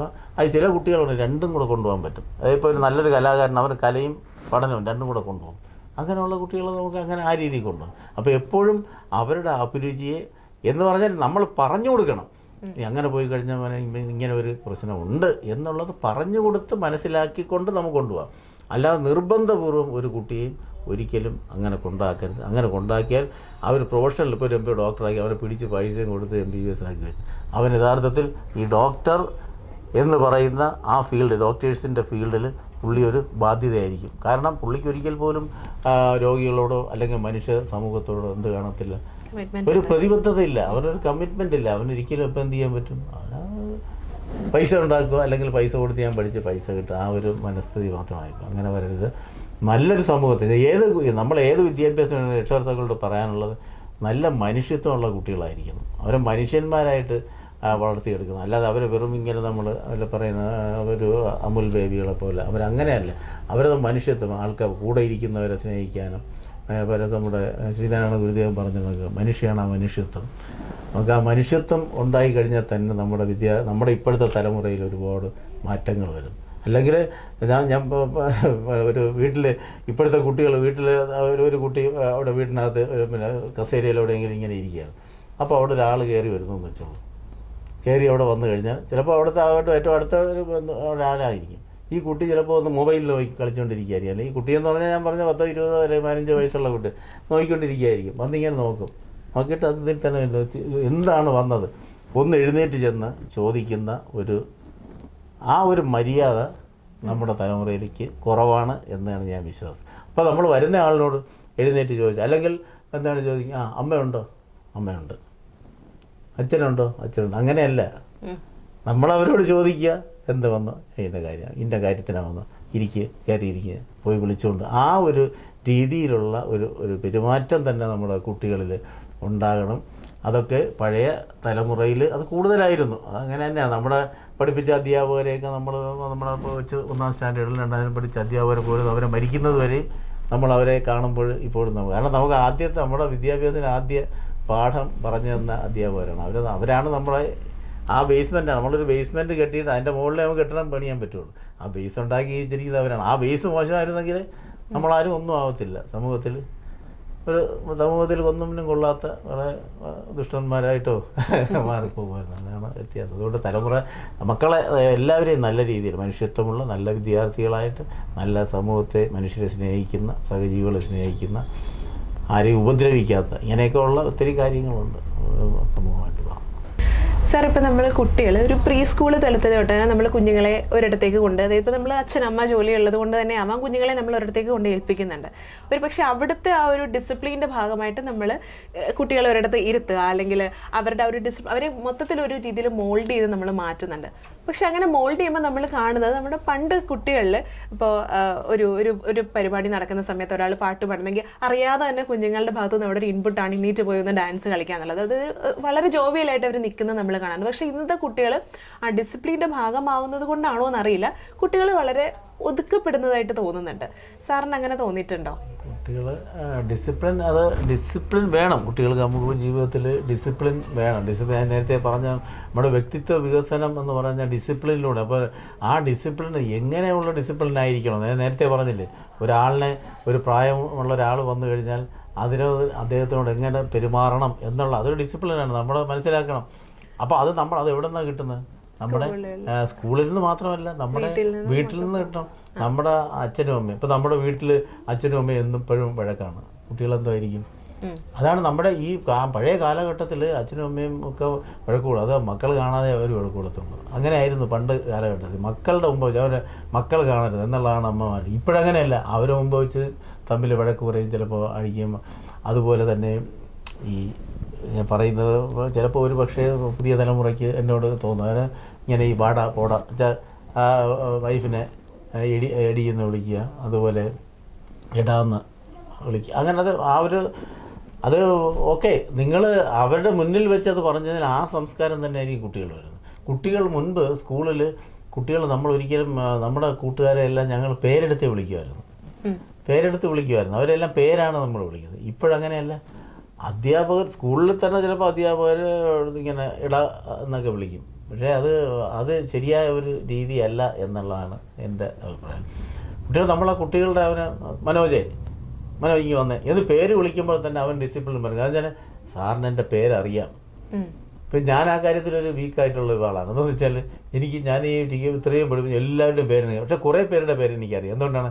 അവർ ഒന്നുകിൽ ഒരല്പം വികൃതിയുള്ളതായിരിക്കും, അല്ലെങ്കിൽ അവൻ വളരെ മിടുക്കനായിരിക്കും, അല്ലെങ്കിൽ ഒരു പാട്ട് പാടുന്നവനായിരിക്കും, അല്ലെങ്കിൽ അങ്ങനെ വരുന്ന കുറേ കുട്ടികളറിയാം. പക്ഷേ എൻ്റെ കൂടെ വേറൊരു അധ്യാപകരുണ്ട്. അതായത് ആ A to Z അവിടെയുള്ള 65 കുട്ടികളുടെയും അറിയാം. അതൊരു അധ്യാപകൻ്റെ ഏറ്റവും വലിയൊരു ക്വാളിറ്റിയാണെന്നാണ് ഞാൻ. എനിക്ക് ആ ക്വാളിറ്റി ഇല്ലായിരുന്നു. എല്ലാവരുടെയും പേര് അറിയില്ലായിരുന്നു. അപ്പോൾ ഈ കുട്ടികളിൽ ഇങ്ങനെ ഇത് എന്തുകൊണ്ടാണ് ഇങ്ങനെയുള്ളവർ, അതല്ലേ ചോദ്യം. അതായത് കുട്ടികൾ എന്തുകൊണ്ടാണ് അങ്ങനെ ഒരു സ്ട്രിക്റ്റ് ആയിട്ട് അപ്പോൾ അത് നമ്മുടെ പ്രവർത്തനങ്ങൾ വീട്ടിൽ നിന്ന് തന്നെയാണ്. നമ്മുടെ വീട്ടിൽ നമ്മുടെ പ്രവർത്തനങ്ങൾ വളരെ സ്നേഹപൂർവ്വം പ്രവർത്തനങ്ങൾ കൊണ്ടുവരുമ്പോൾ കുട്ടികൾ ആ രീതിയിലേക്ക് ആദ്യം വരും. പിന്നെ സ്കൂളുകളിൽ ചെല്ലുമ്പോൾ സ്കൂളിൽ ഇപ്പോൾ എല്ലാം ഡിസിപ്ലിനാണ്. അവിടെ അവർ പറയും, അവിടെ നീ അങ്ങോട്ട് പോകാൻ പാടില്ല, ഇങ്ങോട്ട് പോകാൻ പാടില്ല. മുൻപ് അങ്ങനെയല്ല. ക്ലാസ്സിൽ നമ്മൾ അടങ്ങിയിരിക്കണം. ടീച്ചേഴ്സ് അടങ്ങിയിരിക്കടാ എന്ന് പറയും. നമ്മൾ ഇതേ ഉള്ളൂ. അത് കഴിഞ്ഞാൽ നമ്മൾ ഫ്രീ ആണ്. നമ്മൾ കുട്ടികൾ തന്നെ അന്ന് നമ്മുടെ സ്കൂളുകളിൽ കൃഷിത്തോട്ടങ്ങൾ ഇപ്പോഴുമൊക്കെ ഉണ്ട്. പക്ഷേ അന്ന് കൃഷിത്തോട്ടങ്ങളെന്ന് പറഞ്ഞാൽ നമ്മുടേതായ നമ്മൾ തന്നെ ചെയ്ത കൃഷിത്തോട്ടമുണ്ട്. ഇതെല്ലാം നമ്മുടെ സമൂഹത്തിൽ നമ്മൾ എന്തൊക്കെ ചെയ്യണം എന്ന് നമ്മളെ പഠിപ്പിക്കുന്നതാണ്. ഇതെല്ലാം ഈ കൃഷിയായിരുന്നാലും അതുപോലെ മറ്റു കാര്യങ്ങളായിരുന്നു. പക്ഷേ ഇപ്പോഴത്തെ തലമുറയിൽ ഇവരെ ഇങ്ങനെ ചെയ്യുന്നത് കൊണ്ട് അവർ ആ രീതിയിൽ മാത്രമേ അവർ നിൽക്കുകയുള്ളൂ. ഇപ്പോൾ അധ്യാപകർ അവരുടെ സ്കൂളിൽ അവരുടെ ഡിസിപ്ലിൻ ഇല്ലെന്നുണ്ടെങ്കിൽ അവരുടെ മാനേജ്മെൻറ്റ് അല്ലെങ്കിൽ അവരുടെ പ്രിൻസിപ്പൾ അവർ അതിനെ ചോദിക്കുക, എന്തുകൊണ്ടാണ് നിങ്ങളുടെ ക്ലാസ്സിലെ കുട്ടികൾ ഇങ്ങനെ വളരെ മോശമായിട്ട് പെരുമാറുന്നത്. പക്ഷേ ചില അധ്യാപകരുണ്ട്, അവരെ ഇതെല്ലാം പറയുകയും ചെയ്യും, അവനുള്ള എല്ലാ ഫ്രീഡവും കൊടുത്ത് അവനെ വളർത്തുകയും ചെയ്യും. അപ്പോൾ അതെല്ലാം ഡിപ്പെൻഡിങ് അപ്പോൺ ടീച്ചേഴ്സിൻ്റെ ഒരു മെൻറ്റാലിറ്റി അനുസരിച്ചാണ്. അപ്പോൾ നമുക്ക് ഇപ്പോഴത്തെ കാലഘട്ടത്തിൽ ആ ഒരു ഡിസിപ്ലിൻ വേണം. പഴയ കാലഘട്ടത്തിൽ ഈ ഡിസിപ്ലിൻ കുറച്ച് വേണം, ഇല്ലെങ്കിൽ നമുക്ക് പറ്റത്തില്ല. ഇപ്പോൾ തന്നെ എനിക്കറിയാം, അവിടെ പലപ്പോഴും ചില കണ്ടീഷനിൽ നമുക്ക് കൈകാര്യം ചെയ്യാത്ത കണ്ടീഷൻ വരുന്നതിൻ്റെ കാര്യം എന്തുകൊണ്ടാണ്? നമ്മൾ പഴയ രീതിയിൽ ചിന്തിച്ചു കഴിഞ്ഞാൽ ഇപ്പോഴത്തെ കുട്ടികളെ നമുക്ക് കൈകാര്യം ചെയ്യാൻ പറ്റില്ല. ഇപ്പോഴത്തെ കുട്ടികളെ കൈകാര്യം ചെയ്യണമെങ്കിൽ അവർക്ക് അവരുടേതായ ഒരു ഫ്രീഡം കൊടുക്കണം. ഈ കുട്ടികളുടെ എപ്പോഴും ഞാൻ കാണുന്ന ഒരു പ്രധാനപ്പെട്ട ഈ പഠിക്കുന്ന കാര്യം പറയാതിരുന്നാൽ തന്നെ കുട്ടികളുടെ ഒരു പരിധി വരെ അവർ പറയുന്നത് എപ്പോഴും പഠിക്കുക എന്ന് പറയുന്ന ഒരു കാര്യം. അതിപ്പം രക്ഷാകർത്താവ് 2 മക്കളെ ഉള്ളൂ. 2 മക്കളെ സംബന്ധിച്ച് ഈ 2 മക്കളെ എങ്ങനെയെങ്കിലും അവനെ നന്നാക്കി എടുക്കണം എന്നുള്ളതാണ് അവരുടെ മനസ്സിലുള്ളത്. അപ്പോൾ അതുകൊണ്ട് അവരെപ്പോഴും അവനെ പഠിക്കാൻ പറയാതിരിക്കുക. വീട്ടിലിപ്പോൾ കോളേജിൽ നിന്ന് അവിടെ ചെയ്ത് വീട്ടിൽ നമ്മളവിടെ PTA മീറ്റിങ്ങിലേക്ക് അപ്പോൾ ഒരു മാർക്കൊന്നും കിട്ടുന്നില്ല, അവൻ വീട്ടിൽ വന്നിട്ട് പഠിക്കുന്നുണ്ടോ? ഇല്ല, അവൻ എപ്പോഴും മൊബൈലിലാണ്. അപ്പോൾ രക്ഷകർത്താക്കൾ പറയുന്ന ഒരു മൊബൈലിലാണ്. എന്തുകൊണ്ട് നിങ്ങൾക്ക് പറഞ്ഞു മൊബൈൽ വാങ്ങിച്ചു വയ്ക്കാൻ പറ്റില്ല? വാങ്ങിച്ചു വെച്ചാൽ ഇനി അവൻ അതുകൊണ്ട് എന്തെങ്കിലും ചെയ്ത് കളഞ്ഞാലോ? അവന് രഹസ്യമായിട്ട് വന്ന് പറയും, സാറൊന്ന് വിളിച്ച് പറയണം. എത്ര കുട്ടികളോട് ഞാൻ വിളിച്ച് പറയാം മൊബൈൽ വേണ്ട, മൊബൈൽ വയ്ക്കരുത്. കാരണം കുട്ടികൾ അത് അവരത് മനസ്സിലാക്കുന്നില്ല. ഈ മൊബൈൽ നമുക്ക് ആവശ്യമുണ്ട്, നമുക്ക് പഠിക്കുന്ന കാര്യങ്ങൾക്ക് ആവശ്യമുണ്ട്, അല്ലാതെ പല കാര്യങ്ങളുമുണ്ട്. പക്ഷേ ഈ പഠിക്കുക എന്നുള്ളത് എൻ്റെ ആവശ്യമായിട്ട് ഇപ്പോൾ വരുന്നില്ല. ഇപ്പോൾ ഈ പഠനം ആരുടെ ആവശ്യമാണ്? പാരൻസിൻ്റെയും. ഒരു പരിധി വരെ മാർക്ക് കിട്ടിയില്ലെങ്കിൽ അവരെ പ്രിൻസിപ്പൽ തെറി വിളിക്കും. അതുകൊണ്ട് എന്ത് ചെയ്യും? അവർക്കും അവനെ എങ്ങനെയെങ്കിലും പഠിപ്പിക്കുക. അപ്പോൾ അവരാണ് അവനെ റിവിഷൻ എടുക്കുക, പഠിപ്പിക്കുക, എങ്ങനെയെങ്കിലും അവനെ പാസ്സാക്കി എടുക്കുക എന്നുള്ള ലെവലിലേക്ക്. അതുപോലെ അത് ശരിയല്ല. കുട്ടികൾക്ക് അത് നമ്മൾ ചെറിയ ക്ലാസ്സിലെ അല്ലെങ്കിൽ കൊച്ചു പാഠത്തിൽ നമ്മൾ രക്ഷകർത്താക്കൾ കാരണം ഇത് നമ്മുടെ ആവശ്യമാണ്, പഠിച്ചില്ലെങ്കിൽ നമ്മൾ പറയണം, പഠിച്ചില്ലെങ്കിൽ നമുക്കൊന്നും കിട്ടത്തില്ല. ഞാൻ ഇപ്പോഴും എൻ്റെ കൊച്ചുമക്കളോട് ഞാൻ പറഞ്ഞു അപ്പോൾ ഇപ്പോഴും അവിടെ ജോലിക്ക് പോകണം, ഇപ്പോഴും അപ്പോൾ സാലറി കിട്ടുന്നത് എന്തുകൊണ്ടാണ്? അപ്പോൾ അന്ന് പഠിച്ചതുകൊണ്ടാണ്. അതുകൊണ്ട് മിടുക്കരായിട്ട് പഠിച്ചു കഴിഞ്ഞാൽ മാത്രമേ നിങ്ങൾക്ക് ഇത് എന്തൊക്കെ നമുക്ക് കുട്ടികളെ നമ്മൾ ഉപദേശം കൊടുക്കുക. അപ്പോൾ നമ്മൾ പഴയ ചരിത്രം വല്ലതും പറഞ്ഞു കഴിഞ്ഞാൽ എൻ്റെ മോളും മോനും രണ്ടുപേരായിട്ടിരിക്കുമ്പോൾ അന്ന് ഞാൻ പിന്നെ കുട്ടികളുള്ള അപ്പോൾ സപ്ലൈ കറണ്ട് പോകുന്നു, കറണ്ട് പോയി കഴിഞ്ഞ് അവിടെ ഇരിക്കുന്ന സമയത്ത് ഞാൻ പറയും മോളെ നമ്മളന്ന് അന്നൊക്കെ നമ്മൾ മറ്റേ മണ്ണെണ്ണ വിളക്കിലിരുന്നാണ് പഠിക്കുന്നത്, മെഴുകുതിരിയാണ്. അപ്പോൾ നമ്മളിങ്ങനെ 1-2 തവണ കഴിയുമ്പോൾ പറയും അച്ഛൻ പഴയ കാര്യം. കുട്ടികൾക്ക് അതിന് ഇതായിട്ട് തോന്നും. അപ്പോൾ അങ്ങനെ നമ്മൾ അരോചകമാകുന്ന രീതിയിലല്ല അവരോട് പറഞ്ഞു കൊടുക്കണം ഇതൊക്കെ ഉണ്ട്. ഇങ്ങനെയുള്ളൊരു കാലഘട്ടത്തിൽ നമ്മുടെ ഇന്ത്യ മഹാരാജ്യം ഇങ്ങനെ ആയിരുന്നു, ഒന്നുമില്ലാത്തൊരു സ്ഥലമായിരുന്നു. എല്ലാ ബ്രിട്ടീഷുകാർ പോയി കഴിഞ്ഞപ്പോൾ നമുക്കൊന്നുമില്ല. ചരിത്രം പഠിക്കണം. നേരത്തെ ഇവിടെ പറഞ്ഞ ചരിത്രം പഠിക്കണം. പക്ഷേ ചരിത്രം സത്യസന്ധമായിട്ട് പഠിപ്പിക്കണം. കുട്ടികൾ പഠിക്കണം. നമ്മുടെ രാജ്യം ഇന്ന് എന്തുകൊണ്ട് നമ്മൾ ഇന്ന് ഈ നിലയിലെത്തിയത് വളരെ ഇപ്പോൾ 10-70 വർഷമായില്ല. അന്നു മുതലുള്ള ഭരണാധികാരികളുടെ പ്രവർത്തനങ്ങൾ അവരുടെ ദീർഘവീക്ഷണത്തിലാണ് നമ്മളിന്ന് ഈ നിലയിലെത്തിയത്. നമ്മുടെ വിശ്വേശ്വരയ്യ എന്ന് പറഞ്ഞാൽ എഞ്ചിനീയർമാരുടെ ഇന്ത്യയിലെ ഏറ്റവും വലിയ എഞ്ചിനീയറിങ്ങിൻ്റെ ഏറ്റവും വലിയ ഒരു ഉസ്താദാണ് വിശ്വേശ്വരയ്യ, സർ വിശ്വേശ്വരയ്യ. അപ്പോൾ അദ്ദേഹം എഞ്ചിനീയർമാർക്ക് ഇപ്പോൾ നമ്മുടെ എല്ലാ വർഷവും സെപ്റ്റംബർ 15 എഞ്ചിനീയേഴ്സ് ഡേ ആചരിക്കുകയാണ്. അപ്പോൾ അദ്ദേഹം പറഞ്ഞൊരു വാക്കുണ്ട്, ഒരു എഞ്ചിനീയർ അവരെ വീട്ടിലുള്ള ഒരു സാധനം ചീത്തയായി കഴിഞ്ഞാൽ ഒരു ഫ്യൂസ് പോയാൽ അത് കെട്ടിയിടാൻ പോലും അറിഞ്ഞുകൂടാത്ത ഒരു എഞ്ചിനീയർ ആണെങ്കിൽ അയാൾ എഞ്ചിനീയർ അല്ല. അയാൾ എന്തിനാ ഈ സമൂഹത്തിന് എന്തിനാ അങ്ങനെ ഒരു എഞ്ചിനീയർ വേണോ? അപ്പോൾ അതുകൊണ്ട് എഞ്ചിനീയർ എന്ന് പറഞ്ഞാൽ എന്തായിരിക്കണം? അവൻ ഇലക്ട്രിക്കൽ എഞ്ചിനീയർ, ഇലക്ട്രിക്കലിൻ്റെ കാര്യങ്ങൾ അറിയണം. സിവിൽ എഞ്ചിനീയറിങ് അത് മാത്രം പോരാ, മറ്റു കാര്യങ്ങളും അറിയണം. എല്ലാത്തിനെയും കുറിച്ച് നമ്മളൊരു എഞ്ചിനീയർ എന്ന് പറഞ്ഞാൽ എല്ലാത്തിനെയും കുറിച്ച് അറിയുന്ന ഒരാളായിരിക്കണം. അപ്പോൾ അതിനുള്ള ഒരു അറിവ് കൂടി ഉണ്ടാകണം. അപ്പോൾ അതിനുള്ളൊരു സാഹചര്യം ഉണ്ടാക്കണം. ഇത്രയും തിരക്കുകൾക്കിടയിലും അങ്ങ് നമ്മുടെ വർക്കലയിലെ എല്ലാ സംഘടനകളുമായിട്ടും അല്ലെങ്കിൽ എല്ലാ പ്രവർത്തനങ്ങളിലും വളരെ മുൻനിരയിൽ നിൽക്കുന്ന ഒരാൾ തന്നെയാണ്. എങ്ങനെയാണ് ഇതിന് എല്ലാത്തിനും കൂടെ ഉള്ളൊരു സമയം കണ്ടെത്തുന്നത്? സമയം കണ്ടെത്തുക എന്ന് പറഞ്ഞാൽ സമയം നമുക്ക് 24 മണിക്കൂറേ ഉള്ളൂ. 24 മണിക്കൂറാണ് നമുക്കുള്ള സമയം. പക്ഷേ ആ 24 മണിക്കൂർ നമ്മൾ എങ്ങനെ യൂട്ടിലൈസ് ചെയ്യുന്നു എന്നുള്ളതാണ് അതിൻ്റെ ഒരു പ്രധാന. അപ്പോൾ അതിന് ടൈം മാനേജ്മെൻറ്റ് എന്ന് പറയും. അപ്പോൾ നമുക്ക് സമയമില്ല എന്ന് വിചാരിച്ചാൽ ഒന്നിനും സമയം കാണത്തില്ല. പക്ഷേ നമ്മൾ ടൈം മാനേജ്മെൻറ്റ് വഴി ചെയ്യുമ്പോൾ നമ്മൾ വേറെ ആരുടെയെങ്കിലും ഒരു നല്ല സപ്പോർട്ട് നമുക്കുണ്ടാകണം. നമ്മുടെ വീട്ടിലൊരു സപ്പോർട്ട് ഉണ്ടെങ്കിൽ. അപ്പോൾ ഞാൻ പറഞ്ഞു, ഞാൻ എൻ്റെ ജീവിതം വന്ന എഞ്ചിനീയറിങ്ങിന് ബിടെക് കഴിഞ്ഞ് അന്ന് ബിടെക് കഴിഞ്ഞാൽ ലെക്ചററായി. ഇപ്പോൾ എംടെക് കഴിഞ്ഞാലേ നമുക്ക് നടത്തണം. അപ്പോൾ ബിടെക് കഴിഞ്ഞാൽ കാരണം അന്ന് ബിടെക് കഴിഞ്ഞാൽ അവൻ പഠിപ്പിക്കാൻ യോഗ്യനാണ്, അതിനുള്ള കഴിവുണ്ട് എന്ന് ഇൻ്റർനാഷണലായിട്ട് അംഗീകരിച്ചിരിക്കുന്ന ഒരു കാലഘട്ടമായിരുന്നു. അപ്പോൾ അങ്ങനെ അവിടെ നിന്ന് നമ്മൾ തുടങ്ങി ആണ് നമ്മളിന്ന് ഈ ലെവലിലേക്ക് വന്നത്. അപ്പോൾ ആ കാലഘട്ടത്തിൽ അപ്പോൾ നമുക്ക് ഒരു സപ്പോർട്ട് നമ്മുടെ വീട്ടിൽ നിന്ന്, ഇപ്പോൾ നമ്മൾ പഠിക്കുന്ന സമയത്തും നമ്മുടെ വീട്ടിൽ നിന്ന് മറ്റു കാര്യങ്ങൾക്ക് വേണ്ട സപ്പോർട്ട് അച്ഛനമ്മമാർ തരാറുണ്ടായിരുന്നു. മറ്റു കാര്യങ്ങൾക്ക് അന്നും ചില കലാപരിപാടികൾ അങ്ങനെയൊക്കെ ഉള്ള കാര്യങ്ങളുണ്ട്. അതിനകത്തൊക്കെ അമ്മയുടെ ആയിരുന്നാലും അച്ഛൻ്റെ ആയിരുന്നാലും ഒക്കെ സപ്പോർട്ട് ഉണ്ടാകുമായിരുന്നു. അപ്പോൾ അതൊക്കെ പഠിക്കുന്ന കാലത്തിൽ സ്കൂളിലായിരുന്നാലും പിന്നീട് കോളേജിലായാലും ഒക്കെ നമുക്കത് പ്രവൃത്തികൾ അതിൻ്റേതായ ഒരുപാട് നന്മകൾ ഉണ്ടാകാനും കഴിഞ്ഞിട്ടുണ്ട്. ഈ കലാരംഗത്തൊക്കെ വരുമ്പോൾ അതിന് കുറേ നന്മകളുണ്ട്. കുറേ നല്ല ആൾക്കാരും അതുപോലെ വളരെ പല രീതിയിലുള്ള പലതരത്തിലുള്ള ആൾക്കാരുമായിട്ടൊക്കെ ബന്ധപ്പെട്ട് ഞാൻ പറഞ്ഞു എൻ്റെ സ്ഥലം കടയ്ക്കാവൂരാണെന്ന് പറഞ്ഞു. അപ്പോൾ ഈ കടയ്ക്കാവൂർ ആ കാലഘട്ടത്തിൽ തന്നെയുള്ളൂ. കടയ്ക്കാവൂർ നിങ്ങൾക്ക് അറിയാമായിരിക്കും, നമ്മുടെ കേരളത്തിലെ ആദ്യത്തെ പ്രൊഫഷണൽ നാടകവേദി എന്ന് പറയുന്നത്. അതായത് പ്രൊഫഷണൽ നാടകം, ഇപ്പോൾ നമ്മൾ ഒത്തിരി പ്രൊഫഷണൽ നാടക സമിതികൾ കാണുന്നുണ്ട്. അത് പ്രൊഫഷണൽ നാടകവേദി ആദ്യമായിട്ട് കേരളത്തിൽ തിരുവിതാംകൂർ ആക്ട് പ്രകാരം സ്ഥാപിച്ച ഒരു നാടക സംഘമാണ്. അന്നത്തെ അത് കടയ്ക്കാവൂർ കുഞ്ഞികൃഷ്ണ പണിക്കർ, നമ്മുടെ ഒരു അപ്പൂപ്പനാണ്. അപ്പൂപ്പൻ്റെ അപ്പൂപ്പൻ, അത് വളരെ പ്രായമാണ്. അപ്പോൾ അദ്ദേഹം അവിടെ ഒരു നാടക കളരിയുണ്ട്, നാടകമുണ്ട്, നാസസ് നടന സഭ. അതിനകത്ത് നമ്മുടെ കൊട്ടാരക്കര ശ്രീധരൻ നായർ, ആറന്മുള പനോയി, വലിയ വലിയ അന്ന് പഴയ എല്ലാ നടന്മാരും അന്ന് കടയ്ക്കാവൂർ നമ്മുടെ ഈ സ്ഥലത്ത്. പക്ഷെ അന്ന് ഞങ്ങളൊന്നും ഇല്ല, ഇതെല്ലാം പിന്നെ പറഞ്ഞുള്ള അറിവ്. അപ്പോൾ അതിൻ്റെ ഒരു പാരമ്പര്യം. അപ്പോൾ എൻ്റെ ഒരു ബ്രദറുണ്ട് കടയ്ക്കാവൂർ അജയ ബോസ് എന്ന്, എൻ്റെ അനിയനാണ്, ഏറ്റവും ഇളയാണ്. അപ്പോൾ അതേ ഒരു നാടകകൃത്തും നാടക സമിതി. ഇപ്പോൾ ഇദ്ദേഹം ആ നടനസഭ ഇപ്പോഴും പുനരുജ്ജീവിപ്പിച്ച് കൊണ്ടുവരണം. അപ്പോൾ അതിൻ്റെ ഒരു ചെയർമാനാണ് ഞാൻ. കാരണം അതിൻ്റെ ആ സമിതിയുമായിട്ട് ബന്ധപ്പെട്ട് അതിൻ്റെ രജിസ്ട്രേഷൻ കാര്യങ്ങൾ നല്ല രീതിയിൽ അത് കാര്യങ്ങൾ നടക്കുന്നുണ്ട്. അപ്പോൾ അത് നമ്മൾ അപ്പോൾ അത് കുട്ടിയിലെ ഇങ്ങനെ അന്ന് ഇതുപോലെ ഈ ഓണത്തിനൊക്കെ നാടകം കളിക്കും അല്ലേ. ഓണത്തിനൊക്കെ പഴയ നിങ്ങൾ പറഞ്ഞു കേട്ട് കാണും. അന്ന് കുറേ നമ്മൾ കൂട്ടുകാരെല്ലാം കൂടെ ചേർന്ന് അന്നത്തെ ആർട്സ് ക്ലബ്ബുകളുണ്ട്. അന്ന് ആർട്സ് ക്ലബ്ബ് ഇന്നുണ്ടോ? ആർട്സ് ക്ലബ്ബുകളിൽ നിന്ന് നമ്മുടെ അവിടെയൊക്കെ വെച്ച് നമ്മുടെ നല്ല സ്വഭാവങ്ങൾ ഉണ്ടാകുന്ന ഒരു ഇതാണ്, ആ രംഗമാണ്. നമ്മളെല്ലാവരും നമ്മൾ ചേർന്ന് നാടകം ഉണ്ടാക്കുക, പാട്ട് പാടുക, ഇങ്ങനെയുള്ള അതൊക്കെ നമ്മുടെ ഓരോ ആഘോഷങ്ങളും നമ്മൾ ആർട്സ് ക്ലബ്ബിലൂടെ നമ്മളുടെ ഒത്തിരി നന്മകൾ പുറത്തു വരുന്ന ഒരു സ്ഥലമാണ്. അപ്പോൾ അതിലൂടെയാണ് വന്നത്. അപ്പോൾ അത് എനിക്കുണ്ടായിരുന്നു. അപ്പോൾ അവിടെ ഉണ്ടായിരുന്ന അത് വർക്കല വന്നപ്പോഴും വർക്കലയിലും എനിക്കത് ഏറ്റവും ശിവഗിരിയിൽ പ്രവർത്തിച്ചത് കൊണ്ട് തന്നെ ശിവഗിരിയുടെ ആ ഒരു മുഖ്യധാരയിൽ വർക്കലയിലെ ലോകത്തെ ഏറ്റവും വലിയ ഇതല്ലേ ശിവഗിരിയുമായിട്ട് വന്നത്. അപ്പോൾ അവിടെ നിൽക്കുന്നതുകൊണ്ട് തന്നെ അതിലൂടെ നമുക്ക് എല്ലാവരുമായിട്ട് പരിചയപ്പെടാനും ഒക്കെ കഴിഞ്ഞു. പിന്നെ വർക്കലയിൽ അപ്പോൾ ഒത്തിരി സാമൂഹ്യ സംഘടനകൾ ഉണ്ട്. അപ്പോൾ അവരുടെ എല്ലാ പ്രവർത്തനങ്ങളും വരുമ്പോൾ അതിലെല്ലാം നമ്മളെ അവർ ക്ഷണിക്കാറുണ്ട്. അവരുമായിട്ട് ചെന്ന് പിന്നെ അവരുമായിട്ട് ബന്ധപ്പെട്ട് എല്ലാ കാര്യങ്ങളിലും പോകാനാണ്. അതുകൊണ്ട് നമുക്ക് ഒത്തിരി സുഹൃത്ത് ബന്ധങ്ങളുണ്ട്. നമ്മുടേതായ അവിടെ നമുക്ക് മറ്റ് ചിന്തകളൊന്നുമില്ല. എപ്പോഴും നമുക്ക് കോളേജിൽ അവിടുത്തെ കഴിഞ്ഞ് ഇവിടെ വരുമ്പോൾ ഈ പ്രോഗ്രാമായി ഇങ്ങനെയാണ്. പക്ഷേ ഇതിനൊക്കെ സപ്പോർട്ടായിട്ട് ഞാൻ നേരത്തെ പറഞ്ഞു എൻ്റെ അച്ഛനും അമ്മയും ഒക്കെ എനിക്ക് സപ്പോർട്ട് ചെയ്തു. എൻ്റെ പിന്നീടുള്ള ഞാൻ ബിടെക് കഴിഞ്ഞിട്ടാണ് ഞാൻ പിന്നെ ഈ ലെവലിലെത്തി. അപ്പോൾ ബിടെക് മുതൽ പിന്നെ എംടെക് PhD ഇതിനകത്തൊക്കെ പഠിക്കണമെന്നുണ്ടെങ്കിൽ പിന്നീട് ആരുടെ സഹായം വേണം? ബിടെക് കഴിഞ്ഞ് ഞാൻ ലെക്ചറായിട്ടാണ് ഞാൻ വിഭാഗം കഴിക്കുന്നത്. പിന്നെ ആരുടെ സപ്പോർട്ട്? എൻ്റെ വൈഫിൻ്റെ പൂർണ്ണമായ സപ്പോർട്ടുണ്ട്. എല്ലാം എവിടെ എന്ത് പരിപാടിക്ക് പോകണമെങ്കിലും എന്നെ വിടുന്നതിന് വളരെ സപ്പോർട്ടീവാണ് എൻ്റെ ലൈഫ്. അപ്പോൾ അതൊരു വലിയ ഇതാണ്.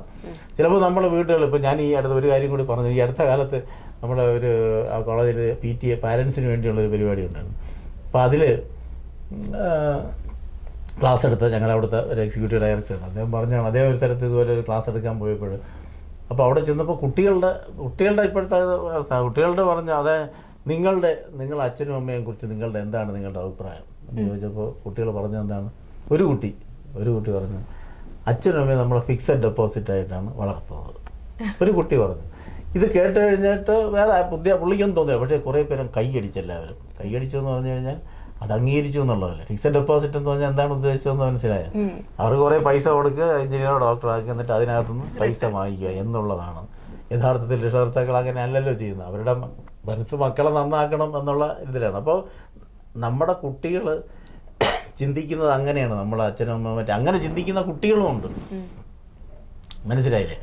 അപ്പോൾ അവിടെ വെച്ചിട്ട് രക്ഷകർത്താക്കളോട് അപ്പോൾ രക്ഷകർത്താക്കൾ പറയുന്നതെന്ന് പറഞ്ഞാൽ അമ്മ ജോലിക്ക് പോയിട്ട് താമസിച്ച് വന്നു കഴിഞ്ഞാൽ അച്ഛൻ ജോലി ഇല്ലായിരിക്കുകയാണെങ്കിൽ എന്ത് ചെയ്യും? ഈ കുട്ടി കേൾക്കുന്ന അമ്മയെ കുറ്റം പറയണം. അവിടെയൊക്കെ പോയിരിക്കുകയാണ്. അവിടെ സപ്പോർട്ടില്ല. കാരണം ഇദ്ദേഹത്തിന് ചിലപ്പോൾ ജോലി കാണത്തില്ല. പക്ഷേ അമ്മ വരുന്നത് അവരുടെ മനസ്സിലാക്കുന്നില്ല. അതിനുവേണ്ടി അവർ പോയിരിക്കുന്നത്. അങ്ങനെയുള്ള ഈ കാര്യങ്ങൾ, അപ്പോൾ അതായത് പരസ്പര സഹകരണം, അത് ജീവിതത്തിൽ ഇല്ലാത്തത്. ഇതെല്ലാം ആര് കണ്ടുപിടിക്കും? കുട്ടികൾ. അപ്പോൾ നമ്മുടെ മക്കളെ അവർ മനസ്സിലാവും. അപ്പോൾ അതുകൊണ്ട് അവരിപ്പോൾ മോളുടെ ഹസ്ബൻഡൊക്കെ അവർക്ക് എവിടെയെങ്കിലും പോകണമെന്ന് പറഞ്ഞാൽ കാരണം അമ്മ അച്ഛനെ എല്ലായിടത്തും വിട്ടിരിക്കുകയാണ്. എവിടെ വേണമെങ്കിലും പോവാം, ഏത് പരിപാടി. അല്ലെങ്കിൽ നമുക്ക് ജോലിയിലൊന്നും വന്ന് ഇങ്ങനെ നിൽക്കാൻ പറ്റും. ഇങ്ങനെ നിൽക്കാൻ പറ്റില്ല. ഇത് ഏത് പരിപാടിക്ക് പോകുന്നതിന് നമ്മൾ ഇപ്പോൾ ഈ തലമുറയിലുള്ള എല്ലാവരും മനസ്സിലാക്കേണ്ടതാണ്. അപ്പോൾ ഈ കലാരംഗത്തും ഇതുപോലെയുള്ള സാമൂഹ്യ രംഗത്തും അങ്ങനെ എല്ലാവരും നിൽക്കണമെന്നാണ് എൻ്റെ അഭിപ്രായം. കാരണം അപ്പോൾ മാത്രമേ നമ്മൾ സമൂഹത്തിൻ്റെ കാര്യങ്ങൾ മനസ്സിലാക്കാനും അതുപോലെ തന്നെ നമുക്ക് മറ്റുള്ളവർ പലരെയും നമുക്ക് ഹെൽപ്പ് ചെയ്യാൻ പറ്റും. ഇതുപോലെയുള്ള കാര്യങ്ങൾ ഇതിലൂടെ നമുക്ക് ഹെൽപ്പ് ചെയ്യാനും അതുപോലെ തന്നെ കലാകാരന്മാരെ സഹായിക്കുക, കലാകാരന്മാരെ സഹായിക്കുക. അതുപോലെ തന്നെ നമ്മൾ ലിറ്ററേച്ചർ എല്ലാ രീതിയിലും വേണം.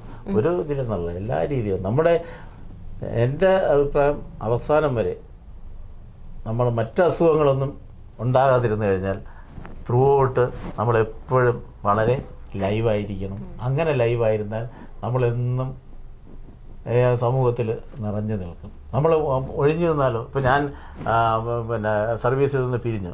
ഒഴിഞ്ഞൊരു വീട്ടിൽ നിന്നെങ്കിൽ എന്നെ ആരും അറിയില്ല. പിന്നെ വല്ലപ്പോഴാഴ്ച വെയിൽ വന്ന് എന്നെ ആരെങ്കിലും അറിയത്തില്ല അല്ലേ. പക്ഷെ അത് കഴിഞ്ഞപ്പോഴത്തേ എന്നെ കാരണം അങ്ങനെ ഒരു രംഗം നിന്നുകൊണ്ടാണ് എന്നെ ആനാട്ടിൽ വിളിച്ചു തന്നു. എൻ്റെ അവസാനം ആനാട്ടിൽ വിളിച്ചു. അവിടെ നിന്ന് കഴിഞ്ഞിട്ട് ഞാൻ ആനാട്ടിൽ നിന്ന് 2 വർഷം കഴിഞ്ഞപ്പോൾ എനിക്ക് അവിടെ ഈ പ്രശ്നങ്ങളൊക്കെ വന്നതുകൊണ്ട് ഇനി തൽക്കാലം ഇനി നമുക്ക് എഴുതാം ഇല്ല. അപ്പോൾ നമ്മൾ വേറെ സ്ഥലത്തേക്ക് പോയിട്ടപ്പോൾ അവിടെ പോയി കോളേജിൽ പോയി തിരിച്ചിവിടെ വന്നപ്പോൾ വീണ്ടും അടുത്ത കോളേജിൽ പോകുന്നു. അപ്പോൾ ഇവിടെ എല്ലാം പോകുന്നത് എന്തുകൊണ്ടാണ് നമ്മൾ ആ നിൽക്കുമ്പോൾ നമ്മളെപ്പോഴും എനർജറ്റിക്കായിട്ട് നമുക്ക് പോകാൻ പറ്റും. അല്ലെങ്കിൽ അല്ലെങ്കിൽ പിന്നെ നമ്മളൊന്നും ചെയ്യാതെ നമുക്ക് നിൽക്കാം വീട്ടിൽ. ചില ആൾക്കാർ നമ്മൾ കൃഷിയൊക്കെ ചെയ്തങ്ങനെ അത് നല്ല കാര്യമാണ്. കൃഷിയൊക്കെ ചെയ്ത് നമ്മുടെ പക്ഷേ ആ ഏതെങ്കിലും ഒരു എൻഗേജ്മെൻറ്റിൽ നിൽക്കാതെ എപ്പോഴും നമ്മൾ ഒരിക്കൽ പോലും നമ്മൾ പ്രായമായി വരുന്നതനുസരിച്ച് നമ്മൾ എന്താവണം, കൂടുതൽ ആക്റ്റീവ് ആകണം. അല്ല അയ്യോ എനിക്ക് വയ്യ എന്നാൽ അങ്ങനെ ആ ഒരു ആറ്റിറ്റ്യൂഡില്ല. നമ്മൾ കൂടുതൽ ആക്റ്റീവായി വന്നു കഴിഞ്ഞാൽ നമ്മളെന്നും നല്ല എനർജറ്റിക്കായിട്ട് നിൽക്കും. പക്ഷേ അങ്ങനെ അല്ലെങ്കിൽ അതിന് ഏറ്റവും നല്ല കാര്യങ്ങളാണ് നമ്മുടെ നാട്ടിലുള്ള ഇതുപോലെയുള്ള സാമൂഹ്യ പരിപാടികൾ, കലാസംഘടനകളായാലും എല്ലാവരുമായിട്ട് ബന്ധപ്പെട്ടും അവരെയൊക്കെ കാണുന്നതിനൊരു സന്തോഷമല്ലേ. അവരെ കലാകാരന്മാർ അതിനകത്തൊക്കെ നമ്മൾ പങ്കെടുക്കണം, അവരുമായിട്ടൊക്കെ സഹകരിക്കണം. അപ്പോൾ അതിന് ഞാൻ എത്ര സമയം ഉണ്ടെങ്കിലും അത് സമയം കണ്ടെത്തും, അതിനു വേണ്ടി പോകും. അതുതന്നെയാണ് എൻ്റെ ഊർജ്ജം. ഇങ്ങനെയൊക്കെയുള്ള പോകുന്നതുകൊണ്ടാണ് എനിക്ക് ആ ഒരു ഊർജ്ജം കിട്ടുന്നത്. ഇത്രയും സമയം ഞങ്ങളോടൊപ്പം ചേർന്ന് ഒരുപാട് കാര്യങ്ങളിൽ ഞങ്ങൾക്ക് അറിവ് പകർന്നു തരാനായിട്ട് സാധിച്ചു. ഒരു പ്രിൻസിപ്പൽ എന്ന നിലയും അതേപോലെ ഒരു റിട്ടയർമെൻറ്റ് ലൈഫിന് ശേഷം ഒരു പുതിയ ലൈഫ് സ്റ്റാർട്ട് ചെയ്യുന്ന പോലെയുള്ള ഒരു ഇൻസ്പിറേഷനാണ് സാർ ഇപ്പം നമ്മുടെ പ്രേക്ഷകർക്ക് തന്നത്. അപ്പോൾ ഇത്രയും വിലയേറിയ അഭിപ്രായങ്ങളും അറിവുകളും പകർന്നു തന്നതിന് നന്ദി.